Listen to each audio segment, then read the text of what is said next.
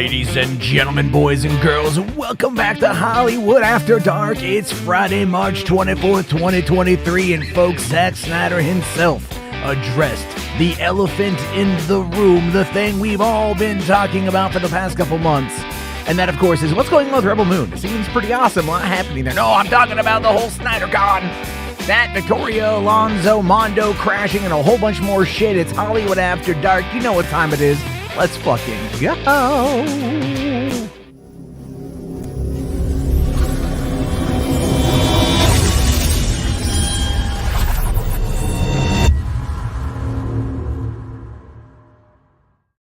Hey, what's going on, everybody? How you guys doing? Welcome to the party. Welcome to the show. I know I said I wasn't going to stream. I keep saying it. I've been trying to take a night off, but goddamn it, when you have two sick children that make you sick, you're at home. And then, of course, things happen. We got to talk about them because this is what we do here.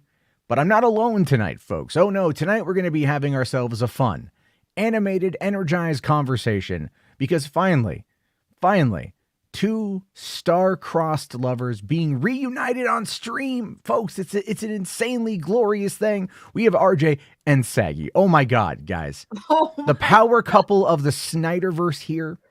Oh. I'm so thankful. I'm so thankful that you guys are... Dude, oh my God, tonight, first of all, before we even say anything, Stephen Colbert, the massive balls, dude, massive the goat, he is the goat, and oh my God, I love that man to death. He did something I didn't think would ever happen. And I'll be honest, I didn't think we were getting that question asked at all tonight. Oh, the fact that he came in hot with that question, but we're going to get to that. We're going to get to that a little bit because I got to find that clip. I have the clips on my thing. I posted it in the DM group. Oh, okay, great. So it's definitely one of those things that's hysterical here. But by the way, just kicking off the night, Ryan Hartwell with a $5, thank you, buddy, saying Has-Been Hotel just wrapped production on season 1. They still haven't announced where it's being streamed, though. Most likely. I'm going to make a prediction. Apple? I'm thinking Apple as well. Yeah, because of the deal that Apple has with A24 is the reason why I'm thinking that. Never mind, Apple seems to be coming out of the gate hot. Yeah. That announcement yesterday, the $1 billion investment into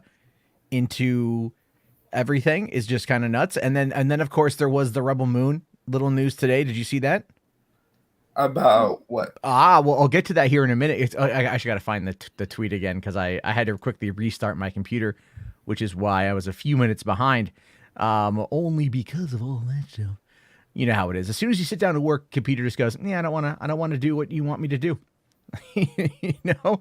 And so there was real quick. Okay, so let's just get this up on the screen here. There was actually a, what was this? A tweet from the Snyder Netflix updates account. You got to love some of these Stan accounts. They stay on the shit in a way that I can't. But they actually said here, and they quoted an interview with Slash Film with saying here that we just did the temp mix for the preview of part 1. It's very exciting. It's a big, huge space. They probably don't want me to say this Star Wars-y Rebels Against Empire thing over all sorts of different worlds. It's really fun. There's going to be 2 films. I think we're mixing that from June to February. And there's also going to be extended R-rated versions of each of the 2 films, so we're going to be mixing 4 different features. Okay. That's massive. No, that's interesting, although I have a question then. Yes. Okay, so this leads me to believe, and this is just a theory, okay, if they're making 4 different versions of the movies, basically, right, for part 1 and part 2, okay, would that imply then that perhaps they're releasing a 2-hour PG-13 cut in theaters and then the 4-hour or 5-hour Netflix R-rated version goes to Netflix? Well, they're going to be, I mean, what you would have is, yes, essentially that. But I think a little bit more refined to the idea would be a 2-hour, maybe 2.5 hour. It's Zack Snyder, let's be fair. He never operates in under 2.5 hours with any kind of competency. Probably about a 2 to 2.5 hour long PG-13 version of Rebel Moon that will go theatrical. Now, I say that predominantly because there is no Star Wars this winter. They were supposed to be. There's not going to happen, not till 2025 at the very earliest at this point. And even that is starting to seem like it may not even happen. Yeah. You know, and so there's an open space there for Netflix to come on in. Obviously, the entire situation with Knives Out grossing $15 million in just a couple days. It was in theaters. You had theater owners begging Netflix, please keep the movie longer.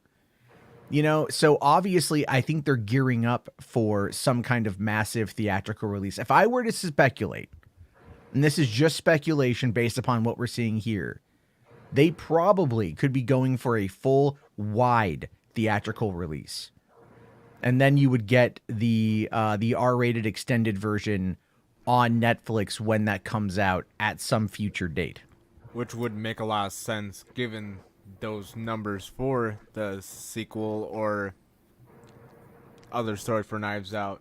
I mean, and plus it's basically like Zack's version of Star Wars, and like you said, no Star Wars this December, so it's perfect time to go with audiences and be like, hey, well, you missing Star Wars? There you go in the theaters. And honestly, I would definitely see them making a lot of money if these trailers that do come out whenever they do impress general audiences and it gets good reviews from others as well. I think it should have a good run. Well, I think in many ways what we're looking at here, again, like Music Mania says, so it's Rebel Moon has 2 theatrical and 2 R-rated. Yeah, so effectively that, I mean, there's no reason for them to mix the PG-13 version of the movie if it was just going to Netflix and then having it extended down the road. That doesn't make any goddamn sense. But having a PG-13 Zack Snyder Star Wars movie in theaters during the holiday season in between Avatar movies, because those, again, space action, giant scope, scale, visionary movies, it's a very interesting thing. And I mean, and that to me says a lot about what Netflix might be planning on doing, because we've all been saying this for a while. They should release these films theatrically. Now, I will argue that if they're going to release them theatrically, they also need to make sure that they're worthy of a theatrical release. You know, like some movies I don't feel that they have that are originals, I don't think would do well theatrically, if I'm being honest with you. Right? Yeah. Like you know, we could go back to Cloverfield Paradox, for example. You know, Paramount spent $50 million making the movie. They then sold it to Netflix for $40 million, meaning that they took a $10 million loss, but they didn't have to then spend all that money on advertising. And so, yeah, they could write down that 10 million, but it wasn't like spending all those tens of millions to try to get people in to see it for the movie to come out and be completely lambasted again and then have it just die in its second week. You know, they released it Super Bowl Sunday back in 2018. It was big. Everyone talked about it. It was massive numbers for Netflix, and then no one mentioned it ever again. You know, but then also you look at something like, let's say, have you guys seen Extraction? Yes, yes. Chris Like, Hemsworth. Yeah, Extraction is fucking dope. Extraction is dope. Like, Extraction would have been a good theatrical release. I think it would have had legs in the box office. And I can only hope that Extraction 2, that they do a limited release of this, because it just looks great. I can't wait for that personally because Oh, yeah. they have Megan Anderson from MMA Fighter in it as well, and she posted behind the scenes shots of it. So I'm like, oh yeah, dude, I'm ready. Well, so there's that, but again, like my point though is like I think something like Extraction would do well, whereas something like Red Notice would have crashed and burned in its second weekend. And that's not me. That's just your raw hate boner. That's not my rock hate boner. Did you watch the movie? No, You haven't seen Red Notice. I had no serious? interest. I liked Red Notice. I had no interest. It had its highlights, but it's not something you go back to. It would have been. It's definitely like a movie for streaming. Like there's nothing there. Like even with the talent behind it, like when they released it, again, I like to bring this up just as a bit of a comparison. But when Netflix put Army of the Dead in theaters for like, I think 2 weeks or whatever, or just like a week, just in Cinemark, it did 780,000 in its first weekend or whatever. And largely that had a lot to do with Snyder fans showing up to the theater. Right. So that actually prompted Netflix to sign a deal with Cinemark to release their films in theaters for Cinemark. So then they waited till the end of the year. Their big end of the year release was Red Notice, Dwayne The Rock Johnson, Ryan Reynolds, Gal Gadot, all that stuff. And they put it out and it did like 200,000, I think, or maybe 400,000. It was less than Army of the Dead. It was so bad. Netflix didn't even report the numbers themselves and then quietly removed it from theaters. Like it did its 1 week or whatever, and then they just pulled it. And even The Rock was out there on social media, like, you know, hyping up the movie being in theaters on Instagram, where he has a much larger presence than he does on Twitter. And yet nothing happened. It just didn't move the needle. Like no one went. Now, it might just be there's a Netflix bias on that one. But I mean, if you were to come to me and say, listen, you've got, you know, fucking, you've got Zack Snyder directed movie in IMAX. Like this is going to, well, I don't think they're going to do IMAX, but it's like in theaters, I would definitely go see it because I know the visual stylings this man has. And that's what I'm interested to see. So, you know, well, Ralph Stubble Titzer says a film with bad promotion did bad. Shocker. See, it's not necessary. But don't you think for a second, though, if you had The Rock and you had Ryan Reynolds and you had Gal, those are three huge names. There was actually a lot of marketing for Red Notice for Netflix, but not theatrically. The movie did very well on Netflix.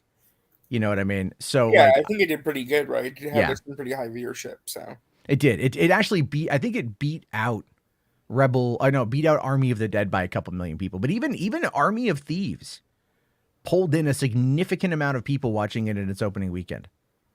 You know, so it's like there definitely is a fair amount of love for Zack Snyder on Netflix. You know what I mean? And I think you know, they realize that coming off of everything in regards to like, you know, Army of the Dead and then even all the Snyder movement stuff in these movies, that they know that there's definitely like there's money to be made theatrically. And I feel like they kind of have to go that route simply because they now have the competition of Apple doing it. yeah, You know, and that's a big fucking deal. I don't think people realize how big of a deal that is. But who's going to distribute though? Is it going to be A24? Because that would just be weird. I don't know. I mean, it's kind of one of those things where it's kind of be interesting to see what they do with that. I don't know. I mean, for Rebel Moon, I definitely do not. A24 doesn't seem like the type of studio that would, you know, be the one to distribute. I was thinking maybe like Miramax, something like that. I don't know if that makes sense, but that's just the first one that came off the top of my head to have something like that. I mean, aren't they ones that did Scream 6? No, that was Warner, I believe. Wait for Scream 6? No, that was that New Line?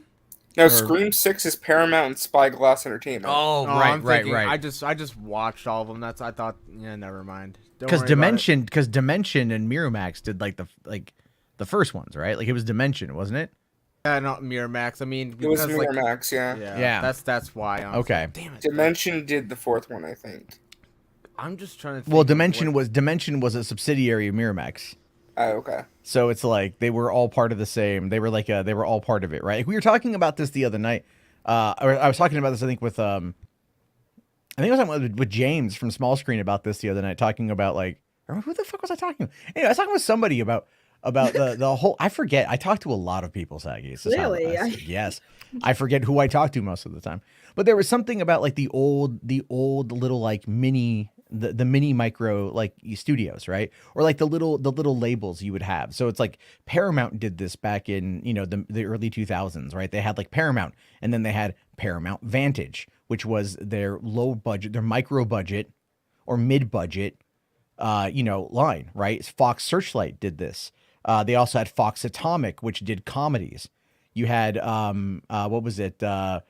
Lionsgate, I forget what they had, what theirs was called. Warner's was like, I think Warner Independent or something. You know, there was like all of these companies had these little side studios that would put out these smaller movies. And I feel like they did that predominantly because of the DVD market. They would do well in the home video market. But nowadays it's like, what's in theaters that you want to go see? Like these smaller, more interesting movies, I think are gobbling up a fair amount of that conversation outside of the superhero stuff. Like it's either the big budget tentpole shit, or it's like the smaller movies like Winnie the Pooh, which Blood and Honey is now getting a 4K release in like June or July. I found out today. Oh my God. And they've even got like Blood and Honey 2 scheduled for like a 2024, 2025 release now. They're working on Blood and Honey 2. The same director wants to do like a Peter Pan, like a Return to Neverland sort of thing. Same kind of take on that. Well, we lost RJ for a second. We can lose RJ forever. Okay, okay. RJ's dog is getting a little bit sick, so he's gonna help out. He's gonna go help out with that one, and then he's gonna come back. Summit. Well, okay. Here's the thing. Enterprising. Summit was Lionsgate. Summit was their own company until Twilight, Breaking Dawn came out. All right. So Summit is the ones who put out the Twilight movies, and then Lionsgate came on in and bought Summit, and Summit put out some really interesting movies that I really enjoyed, like Push with Chris Evans and Dakota Fanning from like 2008, I think, or 2009. I don't know if you guys ever saw that one. Push was really good.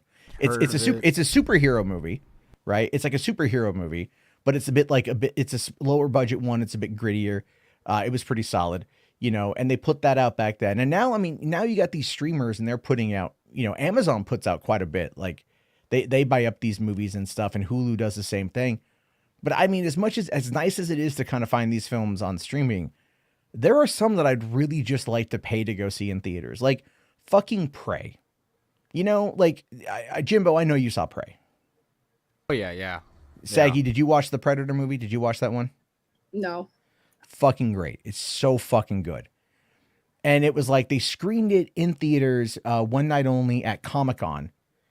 And that would have been cool to go to, but it's like a lot of people watch Prey on Hulu and they're like, yeah, I would have paid to see this in theaters. And, you know, but it's like, would enough people have paid to see it in theaters to where it would have been considered profitable to put up the marketing budget? And that's always the question, right? Like, because it depends. A movie can do really well at Comic-Con and then crash and burn because of bad marketing. Case in point, 2012's Dredd. Dredd, 10 out of 10, one of the best movies I've ever fucking seen. I love Dredd. That movie had a screening at Comic-Con in 2012. Blew the roof off the screening. Everyone clapping, cheering, having a great old time. The buzz coming off of that was palpable. It was insane. Movie comes out, it fucking dies on the vine. Why? Because Lionsgate marketed it in like just like the worst possible way. By just, all they had was just the poster of Dredd on a pile of rubble, and it just said like Dredd 3D. Like that was it. That was it, you know, and then people probably still maybe thought about the Sylvester Stallone movie from, you know, from like 16 years prior. But again, it was like marketing does matter in this particular case, and these companies can market, but you know, Netflix needs to market a lot better. Yeah, they really, really do. And I'm hoping that them looking at Rebel Moon and everything else are going to go, okay, like this is going to sound stupid. But like looking at what they're kind of doing with this and how they're kind of backing it up by having part 1, part 2, filming those back to back, mixing all of them, doing the different cuts of those, having all that shit. To me, it's fascinating because I'm like, I feel like they are backing this particular franchise in a way like they've backed no other franchise by having multiple cuts of it. Because it's like, it's a streamer. So why the fuck would you know, you could just have a 4-hour movie. It's not going to matter. Right? As long as there's interest from the audience and the watch time is there, people will check it out. You know, I mean, even Tarantino put The Hateful Eight. He cut it into a 4-hour, like, you know, miniseries, like 4 different episodes. And that did really well on Netflix it's actually coming back to Netflix here pretty soon.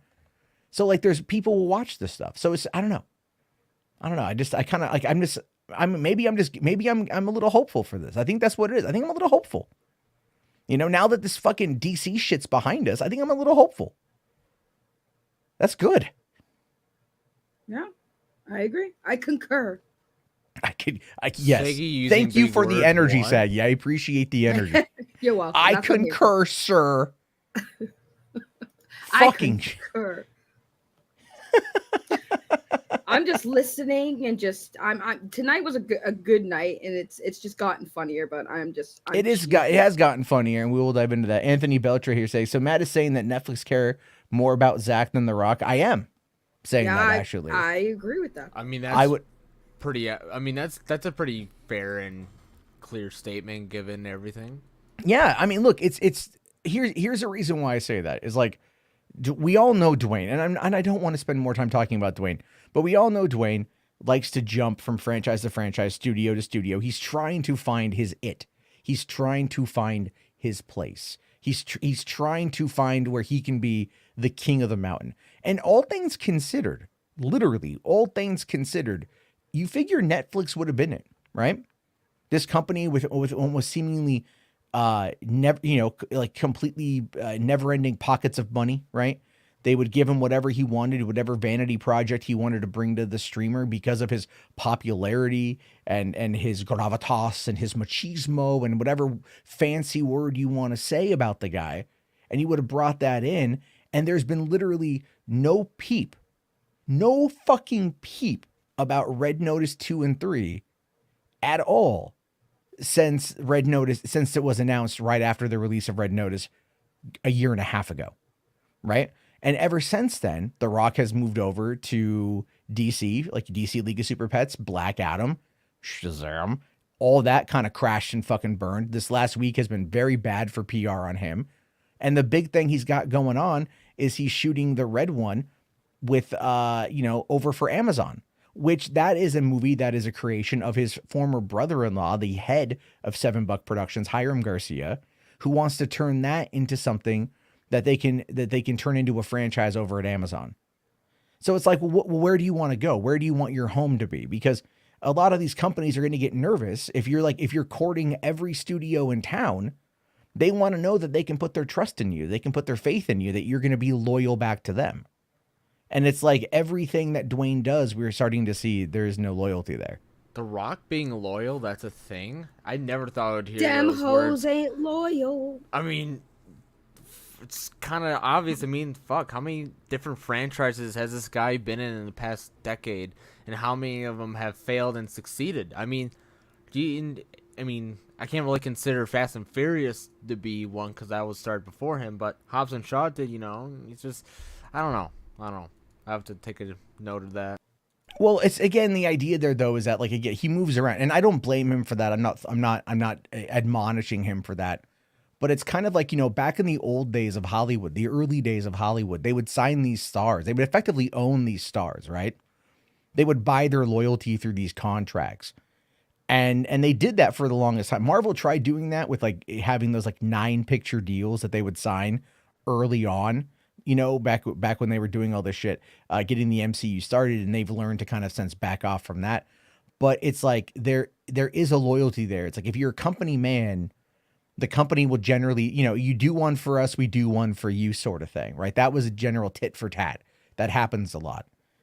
And I feel like when it comes to, let's say, Sony was like, hey, Jumanji, do them for us, we'll do them for you. But he hasn't gone and worked anything out with Sony, which is really weird.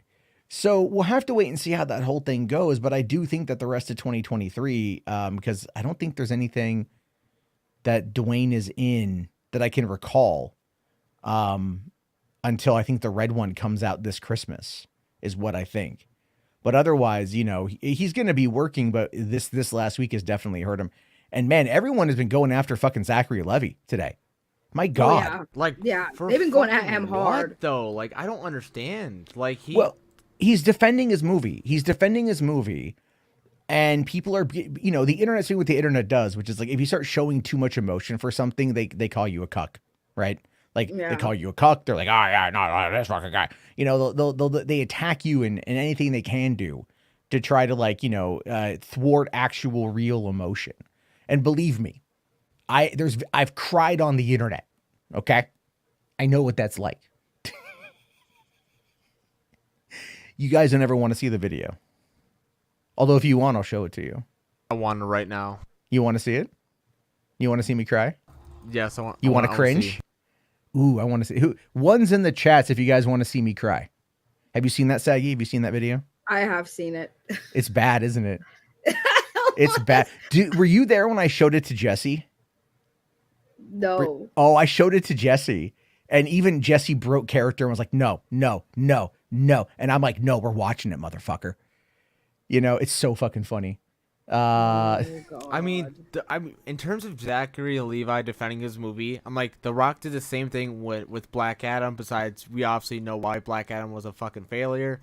I mean, it's the difference, but the difference between Black Adam and Shazam is it's not Zachary's fault. With Black Adam and Shazam, it's The Rock's fault. So he's tried to make these movies better. He's tried to make actual sensible decisions with in terms of Henry Cavill's involvement and in terms of different, cut scenes or post credit scenes. It's just like the guy's just was being a power hungry dick. And it costs both the movies and potentially their characters in the franchise going forward. But to be honest, it's like it's totally understandable why he's upset and why he's saying all these things, but Oh yeah, I have to kind of agree here. I have to disagree with Anthony here. Shazam 2 and Black Adam are about the same quality wise. That is in no way accurate. I mean, like, there are people I've talked to that think Black Adam is a good movie. I think Black Adam was shot well, but there wasn't much there in regards to story that would make me want to go back to it. Right? But I would rather watch Shazam for the rest of my life rather than Black Adam. Shazam 2 was fun. It was a fun movie. Shazam was good. I actually could enjoy the story, and I was like, you know what? This is a pretty fucking solid. This is solid. I could definitely rewatch this again, like when I rewatched kind of the old DC movies. But Black Adam, I have no intent to ever see that movie again. It is the way people feel about Green Lantern. This is how I feel about Black Adam. I'd actually rather watch Black Adam again, but then again, for fuck's sake. All right, sorry. I'd rather see Green Lantern again. That's what I meant to say. And I've only seen Green Lantern once. I bought the Blu-ray when it came out, like the Black Friday after it came out in 2011. It was like $10 for the extended cut, and I missed it in theaters. So I went home and I watched it, and I'm just like, this wasn't bad. It's not great, but it's not bad. Yeah. I mean, like, I don't have a desire. Like, nothing really felt like. I think at that time I knew the movie had crashed and burned so bad that I was like, all right, there's really no need to like ever really give a shit about this movie because there's it's never going to come back, And that's the problem with franchises. They want us to care, but then if there's a stumble, especially on DC side, if there's a stumble, they just kind of run back to the well, like, okay, start over again, guys. 100%. But I would say though, look, here's the thing with Shazam, like Shazam and Shazam 2. The two movies go together well. All right, they go together well. You can see the intent. You can see that there is heart. You can see that there is humor. You can see that there is horror. There are legitimate horror elements in both movies that play up the idea that it is very rooted in the concept of what made 80s movies great from our childhood. Is that like, yeah, these are family movies, but they touched upon the stuff that was frightening. They weren't sanitized, Like the stuff in this one was they. I mean, I don't want to spoil it for people who haven't seen it, but there's some cool fucking creatures in Shazam 2. There were some really cool like Greek mythology-esque creatures in Shazam 2. And in fact, that's actually a large part of like the mythos that they were going for with that film, and that's not something that ends up getting really talked about. Everyone's all excited and hyped for fucking Percy Jackson because, Greek mythology, right? But it's like Shazam has that in theaters right now, not to the same extent where it's those characters, but there's like, I don't want to say what it is. It's really fucking cool. And like I saw, I think it was a Spherical Man went and saw, he mentioned it earlier in the chat that he had gone and seen Shazam 2. And there's a line from Darla in that movie that's so goddamn funny. It is such a great line. And again, it's not something that you would find in like anything from Disney, you would have found something like this in the, in the 80s, right? Like you guys ever see Monster Squad? Oh, many times. Like, you remember like how they talk to one another? Like they didn't really shy away from cursing or making references to shit. No, yeah. The kids they're kind of like that here too. I mean, it's a little bit more toned down than that kind of shit. It's not like a Shane Black written 80s kids film or whatever, right? Which by the way, him and Fred Decker did Monster Squad, and Shane Black also did Predator and Lethal Weapon and Kiss Kiss Bang Bang and Iron Man 3 and he directed Iron Man 3, but and the Nice Guys and shit. And then also 2018's Predator. So take that for what you will. But again, like there's just a lot of really cool elements to Shazam, whereas Black Adam I thought had a couple really cool shots that felt I thought like I said, I very much praise the cinematography because it's like they framed it to look like a panel from a comic book. Like a big splash page, right? Like a double, like whatever it's called, like when you open up, there's like this massive battle scene happening, and it's like you just look at everything. There's a lot of moments like that in Black Adam. I think 3 maybe, where you kind of just see something like that, and it's very crisp and it's very clear, and it's animated well and it's designed well, and you can feel the impact of the scene that they're going for.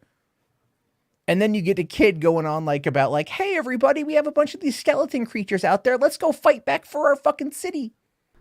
Yeah, I don't like. It's one of the rare movies that me and my dad can both agree on after walking out of the theater and saying that was pure dog shit, and we both question going to that movie. And that's a rare occasion because usually if I like something, he's like, it's all right. But he just was like, yeah, this is hard to watch. Oh yeah. Let's see. So hold on here. Okay, sorry. I just got a message I had to take a look at. But yeah, oh, by the way, Outlord says, I think people like Percy Jackson for 2 very big reasons. And obviously he's referring to Alexandra Daddario's boobies. True.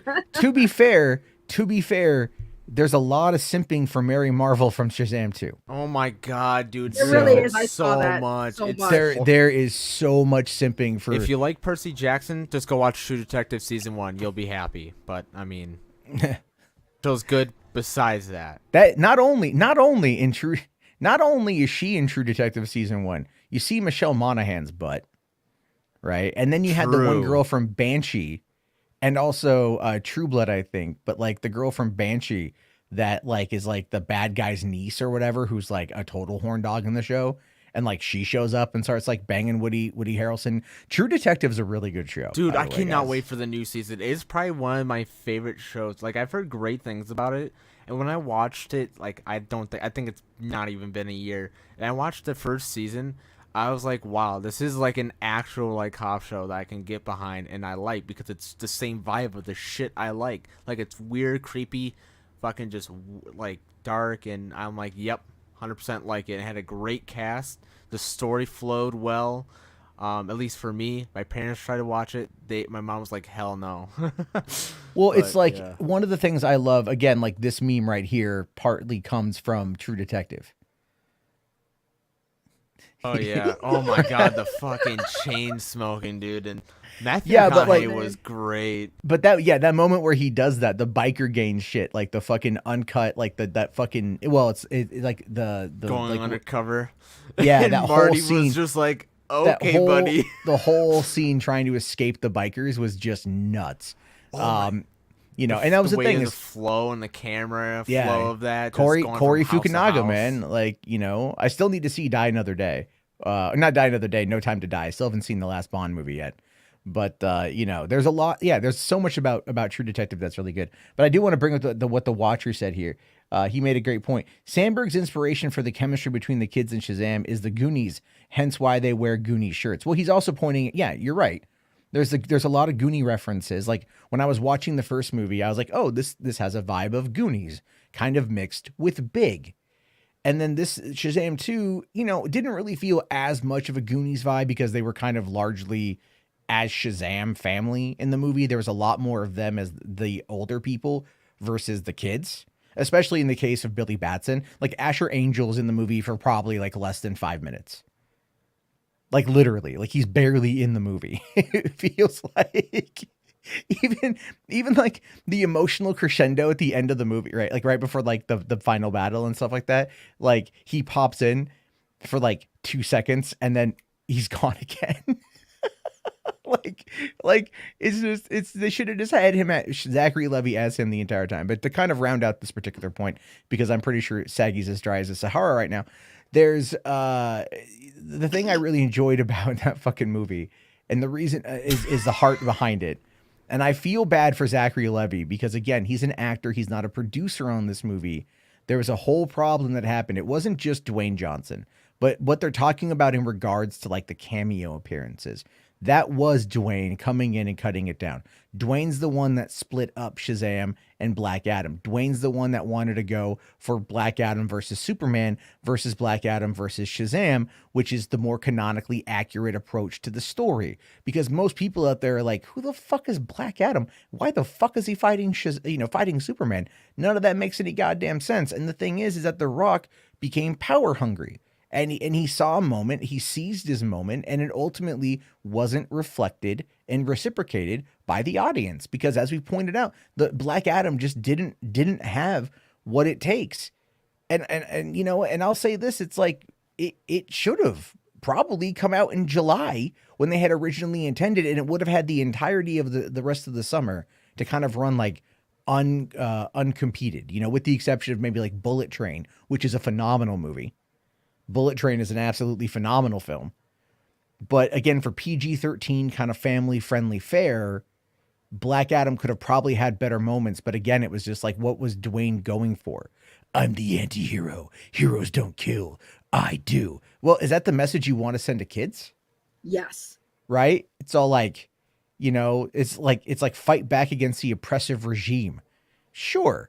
But you're telling kids like, you know, hey kids, you want to be like your favorite hero, Black Adam? Murder everybody. You know, like it's like I don't even think he understood the character of Black Adam either. Like not only in like appearance, voice, everything. Just the story did not make sense, and it just. And again, I know people were giving him shit like, oh, he doesn't look like Black Adam. It doesn't sound like Black Adam. He didn't even give an attempt. He just put on a fucking costume. I'm like, yeah, I get it, but maybe the story is good. Then I watched this movie. I'm like, yeah, no, he really did not give a single fuck. Yeah, like, it was dreadful to watch. I don't want to get triggered about Black Adam talk, so I'm staying quiet. Okay. Yeah, you have your issue with The Rock. I understand. And again, thanks for whoever fucking posted the comment. I think it was Anthony Beltry. You derailed the conversation, Anthony. Oh. You owe Saggy a bubble tea. That's all I'm going to say about that.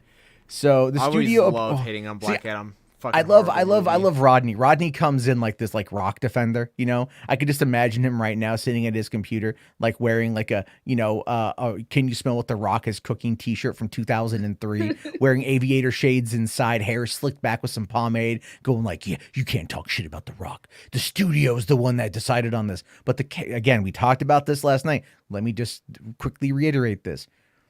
The $7 productions are the ones who oversaw the production of the movie, meaning they were the ones who ultimately brought in the cast. They're the ones who did the script. They're the ones who put the movie together. Warner's and New Line helped out specifically, but there were still certain things that The Rock had control over, probably contractually. Like it's like when a director goes in and a director gets final cut of the movie in their contract. That means the studio can't do fucking shit. Come hell, come high water. It doesn't matter. I'll give you guys a great example of this. This is one of the best stories. Y'all ever seen fucking Blazing Saddles? Nope. Yep. Maybe. Gene Wilder. Let's go. Wait, whoa, yes, yeah, and Cleavon Little and fucking like Mel Brooks and goddamn dude. How the fuck have you not seen Blazing Saddles? I think I've seen it. It's just been a while. Sounds familiar since I think I've seen it. It is, it's okay, fine. You know what? I got to find you a copy of this. It is literally one of the funniest movies ever made. And you will recognize. I probably have seen it, but I just don't remember. Like if you're looking for exactly. One of the most iconic movies I've ever seen. It is truly it's awesome. Okay. Here's the thing, Saggy. Have you heard of that movie Paws of Fury: The Legend of Hank? Say that again? It's an animated movie from Nickelodeon called Paws of Fury: The Legend of Hank. It just came out last summer. No. It's got Michael Cera, Sam Jackson. No. All right. I don't. It's on Nickelodeon. I know. It's probably on Paramount Plus at this point. That movie is almost a complete remake of Blazing Saddles, even down to the jokes. Right? Like that is how like that movie is. And I will fully admit, like for a movie like Paws of Fury is pretty goddamn funny. Even though it is definitely referencing one of my favorite comedies of all time. The thing with Blazing Saddles, though, is it's Mel Brooks at the height of his career, like between Blazing Saddles and like Spaceballs, you know. Well, I mean, Young Frankenstein, whatever. Mel Brooks is fucking fantastic, but I think his best movie is Blazing Saddles. Anyway, so the studio, so there was a screening at the studio, and one of the executives came up to Mel after the movie, and he's like, okay, saw the movie, good stuff. I have some notes. And he basically told him all of these notes that he wanted him to get rid of. There's a scene in the movie where a guy punches a horse. It's an iconic fucking scene. It is so iconic. The Warner executive wanted him to axe that scene because, no one would get it, or punching a horse isn't funny, yada, yada, yada, right? And I'm paraphrasing a lot of this because I don't remember the exact quote from Mel Brooks. But at the end of the conversation, Mel Brooks basically just takes the notes as soon as the executive walks away, takes the notepad, crumples it up, and throws it away. And he's like, I got final cut on the movie. So that's kind of what's probably going on here, is the fact that like The Rock probably signed a deal through $7 to give his studio final cut over the movie. Now, they still had to get the approval for Henry Cavill because you had to bring in Henry, get him to finish out his agreement, negotiate the payout, do all that shit. But when it came to the characters, Aldous Hodge and Quintessa Swindell, so Hawkman and Cyclone, being the ones to show up at the end of Shazam 2 to recruit him into the JSA, that was something that $7 would have control over. Because those are characters that were ultimately created for that production that they oversee. So I'm speculating, but I believe that that's probably why he was able to come in and axe it. And that's why they needed to figure out a way to shoot a post-credit scene, because they had already had everything planned out. They just now they had 3 days to bring in new people. And so they got people from Peacemaker. So that's what it is. Blargan here says Blazing Saddles is without a doubt my all-time favorite comedy. Yep. It is so good. It's so fucking funny. Let's see. The Watcher here says, I'm just waiting for The Rock to announce Black Adam's The Ego Cut. Let's see. Anthony here says Blazing Samurai sounds like an animated movie directed by Seth Rogen. I mean, kind of. Blazing Samurai was the original name of Paws of Fury before it ended up getting its name changed for some reason. And so when I found that out as I was watching Paws of Fury with my kids, I went like, oh, okay, that makes sense. Because like, now I get it. Like they were in on I thought they were just ripping off fucking Blazing Saddles. I'm like, they're legitimately just straight up ripping off Blazing Saddles. Like, how are they getting away with this? What is happening? And then you find out Mel Brooks is a producer on the movie. Mel Brooks is in the movie. It was originally called Blazing Samurai. It's like, okay, he was in on the joke from the beginning. And so, that's why it's, God damn it, Saki, you got to watch that fucking movie. I will clearly. God fucking damn it. Right. Dude, there's so many quotes. But There's so many 5-minute quotes. rant. Just because I could you rant wanted about to a see lot of shit, but I'm just at the end of it is because I want to go watch it again now. Watch you fucking the kidding fucking me? movie, Sagi. Where are all the white women at? That's such a great fucking line. God, dude. Mongo is pawn in Game of Life. Here in lieu of my boss at the drive-in used to come in and give us he'd get these coupons and shit from like other businesses and stuff. And he'd come on in and he would go, here in lieu of pay, here in lieu of pay, here in lieu of pay, which people in the theater, because we all worked there, we all knew, what it was from. It was a Blazing Saddles reference. Because the mayor, played by Mel Brooks, starts handing out paddle balls. He goes, here in lieu of pay, here in lieu of pay, here.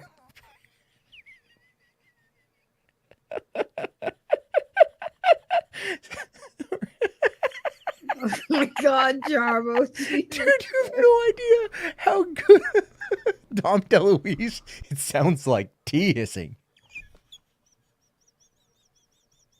The fucking Weezy.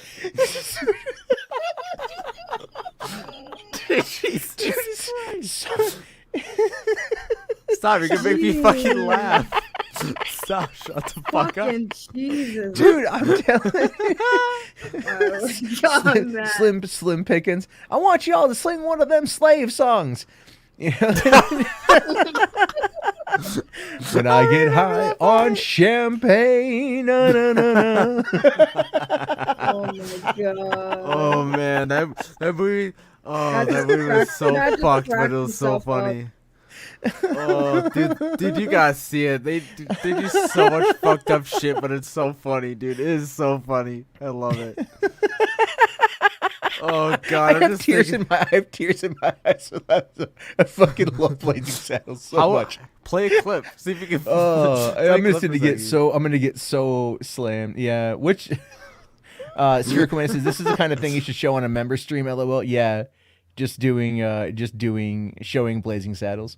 There's got to be a good clip from it somewhere. Anyway, Oh, hey, man. we got 85 people watching. 15 likes. Let's try to get that up. We can do that. What I the believe in you. hell? What? The math don't add up there. I know people watching, but they're not liking. They need Yeah, to. that's crazy. Yeah, that's All kind of fucked Well, up. here's dude. it. I'll probably just you know without ruining it, because I don't want to spoil it for Saggy. We'll just pull up the trailer. It's the fucking goddamn dude. This movie is almost 50 years old. Can you believe that? It came out in 1974 is when this one came out. Blazing Saddles. That's such a weird thing to think of. Here we go. We'll just we'll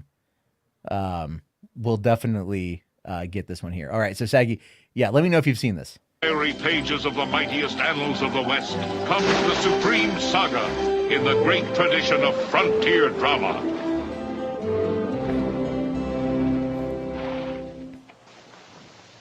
Schwarzes.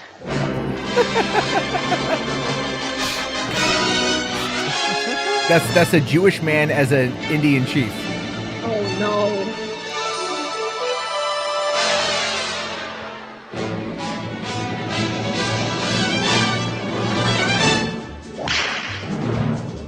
He rode a blazing saddle. He wore a shining star. Sheriff Bart. His job was a battle to bad men near and far. Oh, gee. What's your name? Well, my name is Jim, but most people call me Jim. Well, do your best. Those two conversation in the jail is so funny. Oh, Rock Ridge. Rock Ridge. I want that land. Clumsy fool. I'm sorry. Wait a minute. There might be a legal precedent. Of course. Land snatching. Sea. Land. Land. Sea snatch.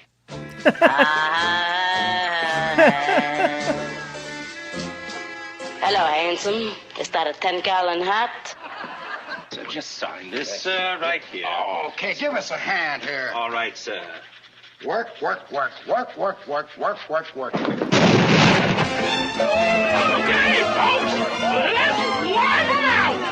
The heroic sheriff rallies his citizens in the wildest finish the West has ever seen, or the movies have ever shown. Oh! Have you ever seen such cruelty?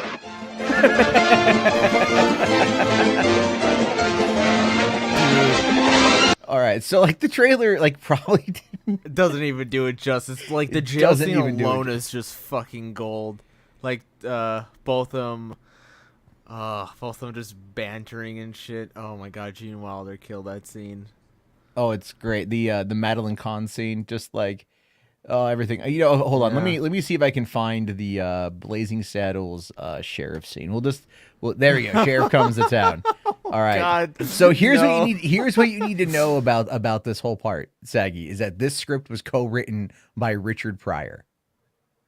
So Richard Pryor and Mel Brooks came together to write a very racially charged comedy about Oh my making fun God. of westerns. Dude, it is so yeah. I would say even the ending too is just even fucking brutal in that regard. Oh yeah. So here we go. This is hopefully I don't get clipped, but we'll see.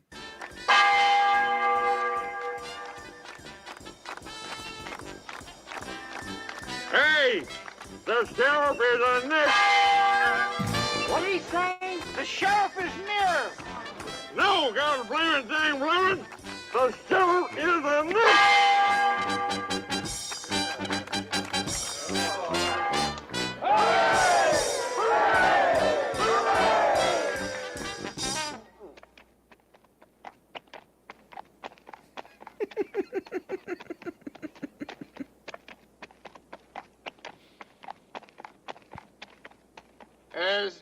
chairman of the welcoming committee, it is my privilege to extend a laurel and hearty handshake to our new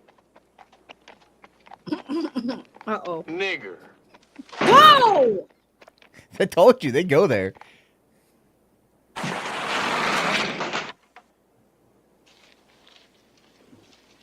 Yeah, but I didn't expect them to sit on the stream. It's in the movie. I know. Oh, a Laurel and Hardy handshake. I never caught that joke, Static.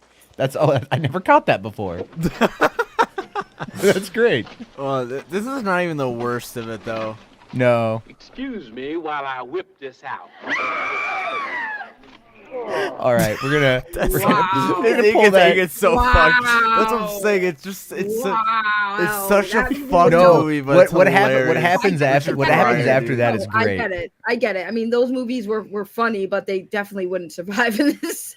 No, exactly. But it wouldn't. But the thing is, though, it's such a good movie in general because, like, yeah, it touches upon some stuff, but it really also like deconstructs so much bullshit and just like makes fucking fun of it. It just makes fun of all the shit. It's such a good movie. Show the farting scene. I'm not gonna show the farting scene right now because I did get a notification that we were coming up on getting clipped. So anyway, it's a good movie. You should definitely check it out. Let's see. Marcus here says the original cast was supposed to be Richard Pryor as Bart and John Wayne as the Waco Kid. Really? Oh, dude. John Wayne in the Gene Wilder role would have just been wild, man. Richard Pryor would have been too, but I think Cleavon Little did a really good job. Dude, yeah. Oh, yeah. But I'm just saying, like, they did an amazing job writing that movie because it made fun of all the things fucked up and hilarious and just weird about Westerns and just made a great comedy that just made you go, oh, no, they did not just do that. And they did not give no fucks, and that's why I like him. Like, they didn't give a fuck. They just did what they wanted to do. My mom saw this movie when it came out because she was only 16 when this movie dropped, and so like she went to go see it, and she went with my grandma and like her friend. And there's apparently there's a blowjob reference somewhere in the movie because this is like my grandmother told like many years ago before she passed away. And there's a reference to a BJ in the movie, and like my grandmother got it, my mom did not, and everyone laughs. My mom's like, I don't get it, and my grandma's like, good, like in the theater apparently. So it's just, and I've watched this movie with my family, so it's like I still don't know. It's got to be the whole scene with the schnitzel with Madeline Kahn's character. It's got to be the whole scene with that. Yeah. When she's trying to hook up with Bart and stuff. But Saggy, you got to watch this and then report back. Okay. I mean, or we got to do a watch along one night where it's just like, because I've got the movie and it's like, I have got the 35th anniversary DVD, or maybe it's the 30th anniversary DVD that actually has, it's like a two disc. There was even a Blazing Saddles TV show. They shot a pilot for it, and the pilot's on the DVD. Like, that's crazy that I didn't even know that they shot a pilot for the show. That's crazy. Rationalier says, play the subway train scene from Hear No Evil, See No Evil. Dude, maybe towards the end, just because of everything. I got told to tell you something. I got told to tell you to tell Matt that there is a History of World Part 2 on Hulu. There is. I haven't seen it yet. They did it. It was a four-night event. History of the World Part 2. History of the World Part 1 is fantastic. There's a great bit. They have B. Arthur, right?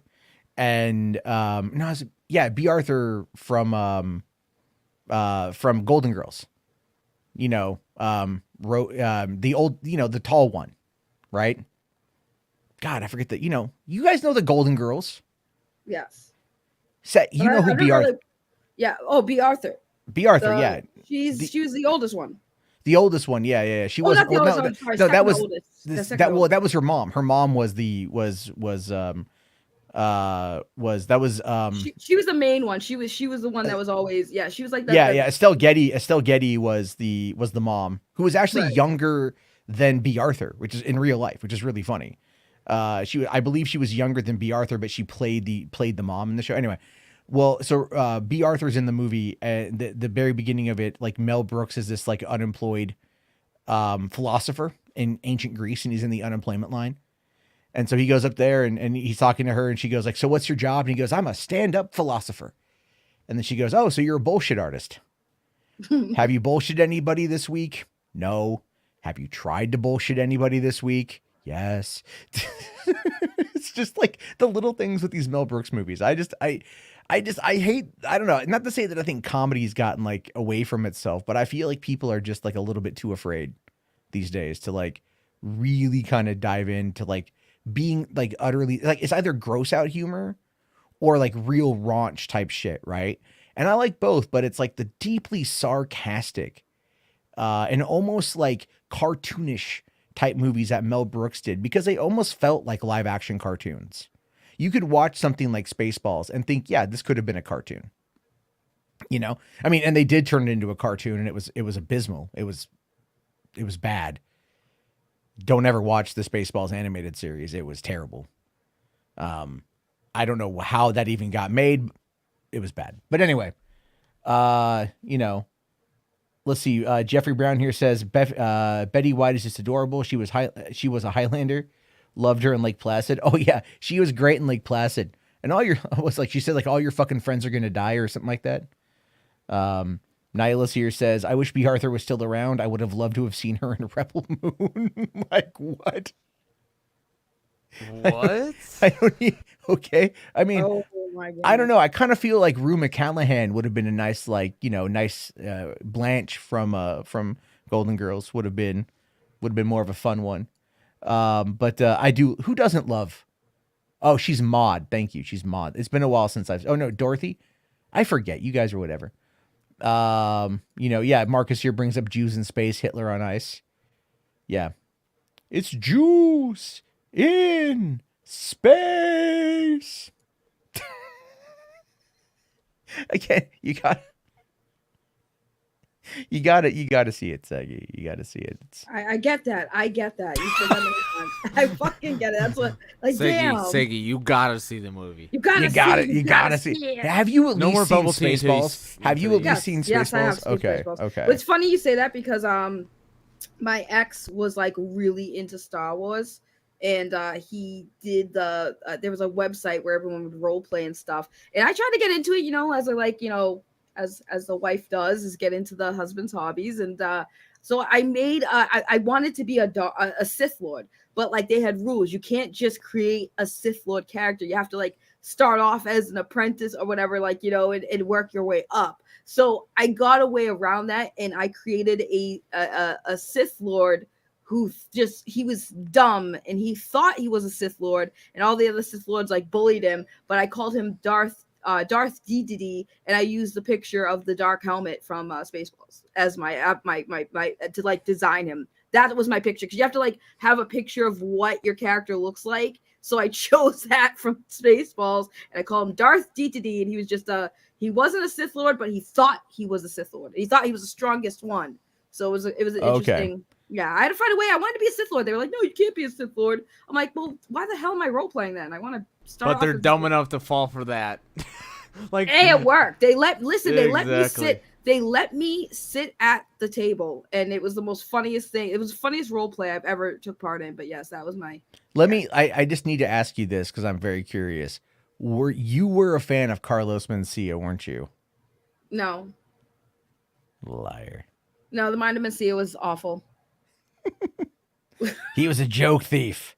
Yeah. I mean, his jokes were funny, but then when like they were funny, but I wasn't a hardcore fan. But I was like, oh, he's kind of funny. And then it turned out he stole his jokes. It was like, ew.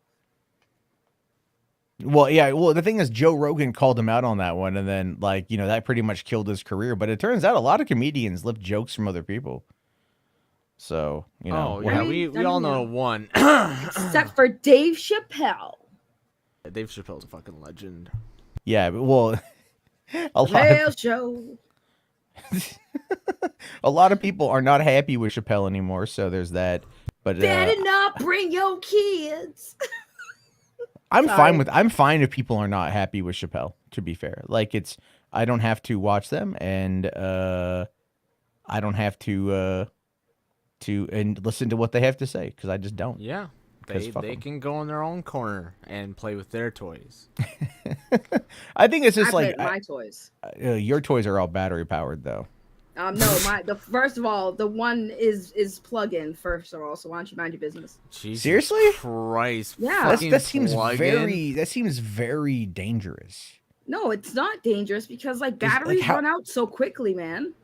Okay, You for know how one, much for money you spend on one, batteries for sex toys? It gets expensive. I mean, lithium ion, girl. What the fuck, man? What I'm Everything I've seen saying. now that's being talked about is all rechargeable. Right, but like no, So just it's the like- wall, Have the to wall. recharge it hourly. That is so weird. I mean, not to get out because I got chastised the other day. Yeah, the sex stuff is fuck whatever. But okay, if you're gonna talk a fucking like plug-in sex toy, just feels so counterproductive. You're like, hold on, I'm feeling in the mood. Oh, I gotta go get up and find the plug in the dark. You know, like that doesn't make any sense to me. I'm Wish sorry. I was being plugged. Can someone clip that? Wow. Can someone clip that? Jesus Christ, Kimbo. I wish I was being plugged. Exactly. That's what you're. That's exactly what you're thinking when you're plugging it in. I just feel like that completely kills the that would kill the mood, right? You're just like, oh, gotta go and get it. Gotta find the Gary. This isn't the right proper power jack. Where's my international sparking. converter? It's arcing. Oh my god. Anyway, not to make fun of Saggy and her proclivities. But yeah, we have some stuff to take a look at here. So we have to get on topic though, obviously. Talking about our boy Zack, right? Our boy Zack tonight had himself a good little appearance over on the vodka stream. This, of course, is something I just found this brought up by Aaron Bailey Art, who listen, I understand the guy's got some talent. I'll definitely grant him that, but I kind of, you know, I gotta say that the Batman and the Wonder Woman statues, they look kind of, what's the word I want to use for this one? Saggy, what was the word you just used? D-to-D? D-to-D? Yeah. Wow. I mean, I'm not. Wait, what do you mean? I like it. I think mean, it they're looks not decent. horrible. Right. I Well, mean, here's the I thing. like 'em. Here's the thing. Like, obviously, you could tell the Superman one is all stone, where the other ones look kind of like not stone. They look AI generated. If you want my honest opinion, they look like Dolly AI generation. Well, the Wonder Woman one looks like an action figure. Both of them look like action figures. They don't. They look probably like are statues. action figures. Yeah, they don't look like statues, but I still think it's a very good picture overall. Yeah, agreed. I agree to disagree. I think it's like, I don't know. I think he could have taken like, I just feel it's like, it just looks kind of dumb. But anyway, statue Superman, jazz hands. Oh yeah. Yeah. The hands mean something, guys. They mean something. We can now confirm that they do not mean anything. We can confirm that there is that picture apparently. So what Zack did say when it came to that question or that mention of the poster is that like there is there is another meaning, but it's not what people are thinking. And he kind of like pretty much said that without saying it. Well, I thought he was talking about the Easter eggs is what he was talking about. That there's like, he's like that there might be an Easter egg that's in there, but an Easter egg is in a double meaning. So well, maybe it's an Easter egg. Maybe because he talked about like all the Easter eggs and things that he had hidden in there, and that somebody had gone up to him during the filming of Rebel Moon and asked about one, and he's like, that might have been the last one, and he's like, but then they asked, oh, which one was it? And he's like, I got to go back and look. Dawson, I think Dawson figured it out. That doesn't surprise me, to be fair. That doesn't surprise me. Yeah, somebody mentioned that Dawson had figured it out. Okay, so I mean, again, it's like that's good, right? That's good. Dawson's big brained. Dawson is very big brained. Dawson is a legend. Anyway, moving on. I'm not a fan. I'm sorry, I'm not a fan. But that's fine. He blocked me, and I'm still saying good things about him, so whatever. He got so mad because I took somebody else's. Somebody gave me a joke about Mormons wearing magic underwear, and I posted it on Twitter. And he got so mad, and I'm all like, "If you only knew where that joke came from, you would be so pissed." But anyway, boy, the idea that anyway, fuck it, who cares? I'm just saying it's like with the Easter egg stuff, though, I think is what he's referring to. Not that there might be another meaning in the statue, right? But it's like it's just another little Easter egg sort of thing. But of course, everybody wants to dive in to what they think it is. They want the tinfoil hats, dude. Gotta love the tinfoil. So all right, so what we got here is we've got this image. This video, Saggy clipped out. This is the first part with Stephen Colbert down there at the bottom, going in, asking some hard questions, right? So this is what he has to say. Everyone wants to know is will Warner Brothers sell the Snyderverse to another studio and have them do it? And you see his reaction immediately, by the way. So I figured probably amazing to learn is that my influence over those things is very small. Wait a minute, but I saw an N on your sleeve right there. I saw an N. Look at that. You see that? Look at that. Sure. They stamped him. Well, like I said, the truth is, I mean, it'd be amazing if I could whatever control over the IP exists. I don't. That's not my part. That's not my role. It's as they say, above my pay grade, and I wish. But I would say that look, I'll say one thing. Warner Brothers, as far as this screening event is concerned, have been incredible. This group now is beyond kind and caring and personal, and it's been amazing working with them. So I have no complaints. So what he's referring to there is he does mention later on that it is Pam Abdy and Mike DeLuca who greenlit this event, who greenlit Full Circle. And so that's very, for one, I think that's awesome. I think because I think a lot of us thought it was James Gunn, right? I think a lot of us thought that it might have been James Gunn who might have been behind this, might have been like working on it. But no, he confirms that it's Pam Abdy and Mike DeLuca. But what's funny is I do want to go back to what Saggy had referenced here when Steven had bringed up the cell, just to look at Zack's reaction, right? What were you saying about that, Saggy? Yeah, like watch. This is the thing. This is why I hate, because like before we even say that real quick, they're already spinning all of this, but like watch his reaction the moment Steven brings up the cell to Netflix. Like watch Zack's reaction. Okay. Where's it at? Okay. Damn it, I lost my place. All right, let's go. Will Warner Brothers sell the Snyderverse to another studio and have them do it? See, he's just like you see his reaction when Dude, the moment that's not a positive one. Right, he's like kind of slightly shake his head, like what the fuck.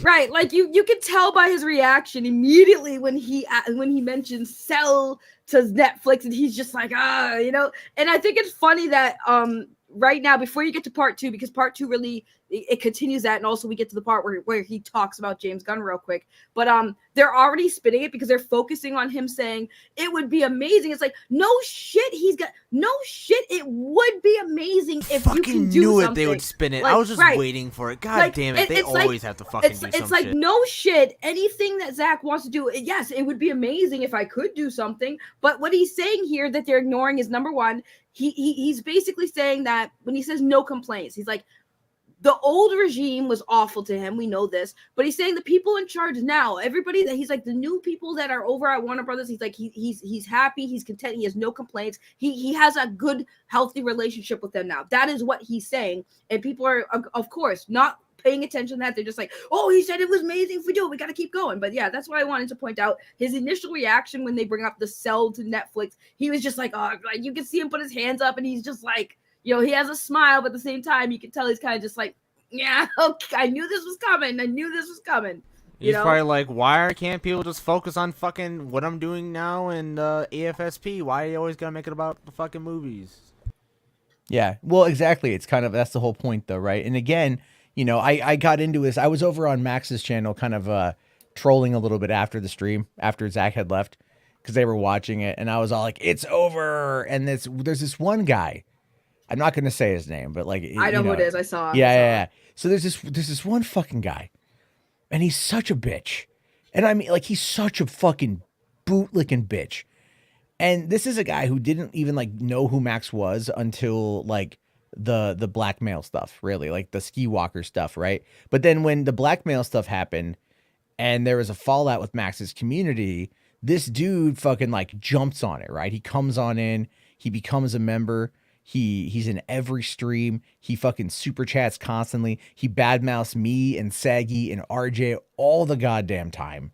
Calls for my banning constantly. Hate to break it to you, if I get banned from one asshole mod, who we all know who that is, there's another one who keeps unbanning me.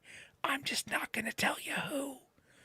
So, you know, just saying, there's that. It's pretty funny. But this is a guy that, you know, even then, because I went in there and I was just kind of joking about it a little bit. And he's like, oh, why do you take pleasure in this? Why do you take joy in like people not getting what they want? And I'm like, it's simple. I like to see bad guys lose. That's it. I like to see bad people have bad things happen to them. I do. And I think if you're going to sit there and you're going to back a group of people who are so desperate to maintain whatever relevance that they have, that they can, that they come after me for making an inappropriate joke, but they fucking plaster Autumn's name and face all over a monetized member only live stream that you have to pay money to get access to. And yet I'm somehow still the bad guy. Pound sand till it's glass. You fucking assholes. Yeah, that I'm sorry, but I don't understand like any sort of defense for that, because like your joke, the purpose, like the kind of like what you're getting at, but did it in a horrible way. Like, yeah, that's understandable, but it's just the way you did it was fucking shit. And you were like instantly like, yeah, I fucked up. But like with this, it's like, yeah, this took like way more thought. You know, This is like intentional. Why we fight? No, motherfucker, it ain't why you fight. You just, you know, like if you like, this is why we fight. Is this necessary to have that there? Right, and not only that, like anytime you do a stream like that, always like supported AFSP. Where the fuck were you for Project Justice League? But my point is right. Is like, okay, if you want to do something to honor somebody's memory, that's fine. I have nothing against that. Like, but you know, monetizing it is very scummy in my opinion. I personally wouldn't do it, but also it's kind of like they also took that opportunity to like start talking shit about me and Matt and other people they don't like in an appreciation stream or a memorial stream, whatever you want to call it. It was just disgusting. It was bad. And it's like, if Zack had any idea, like, I think he would be appalled.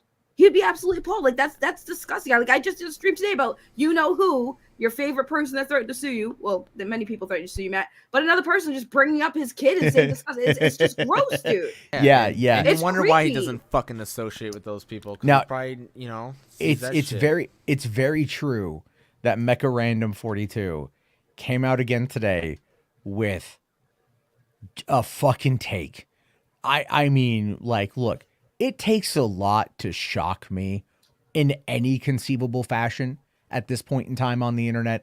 Like, people, I've looked at people saying truly abhorrent shit. I've said truly abhorrent shit. All right. But it's like what Mecha Random herself said. I mean, like, her reference to Autumn was just like, dude, how the, like, there's being callous and then there's being whatever the fuck she is. You know, and it's like, what benefit? What does it benefit her? Now, well, I will say this. Not that I'm defending Mecha Random, because I'm not, but I like to kind of understand the animosity. I like to try to understand why people feel the way that they feel. What you guys got to remember about Mecha Random is that she was booted out of her friend group. She was booted out of that whole group of people 2 years ago when she came out and was defending them after the whole Geeks and Gamers Uche Zack Snyder live stream debacle, right? And we all remember how funny that was. Some of us now know why it's funnier than others. And so anyway, so there's that, and then she came out and she was defending them. She was defending her tribe, defending her pack, defending her clique. But she then went too far with her defense and ended up really pissing them off, saying that shit about Autumn, because that was like a step, like 300, 400, 500,000 steps too far. Like holy shit, like whatever moral line there might be, the woman who clearly appears to smell like wet cat food crossed over it. Again, like, look, when Mecha Random finally dies from hopefully natural causes down the road, she won't be missed. Not one damn bit. Someone that bitter and that angry should probably not be on the internet. Like, if you can't find the joy in shit, you're just doomed for like probably an early grave due to stress. But like, that woman has watched her entire channel crater, like plateau and crater in the past 2 years. And she puts all of that anger and all of that blame unreasonably on Zack Snyder, thinking that it's Zack Snyder that got her yeeted from Nerderotic and that whole group of people, when in reality, it was her going after a dead girl who did it. Right? It's like, fuck, dude. Like, my joke was inappropriate, but I had a point to make there. This was just callous. This was callous. And this was mean. And doubled down. Because her first comment was tame in comparison to her follow-up. Because the original thing she said, just to give everyone a reminder, is she basically said, Zack Snyder, Father of the Year. And everyone knew what she meant by that, and that's why everyone gave her shit. So she deleted the tweet, then she did a stream basically talking about it. And she's like, oh, well, you know, I it wasn't that bad. It wasn't that bad, but you know. And then she went further and she basically blamed Zack for his child passing. That's disgusting.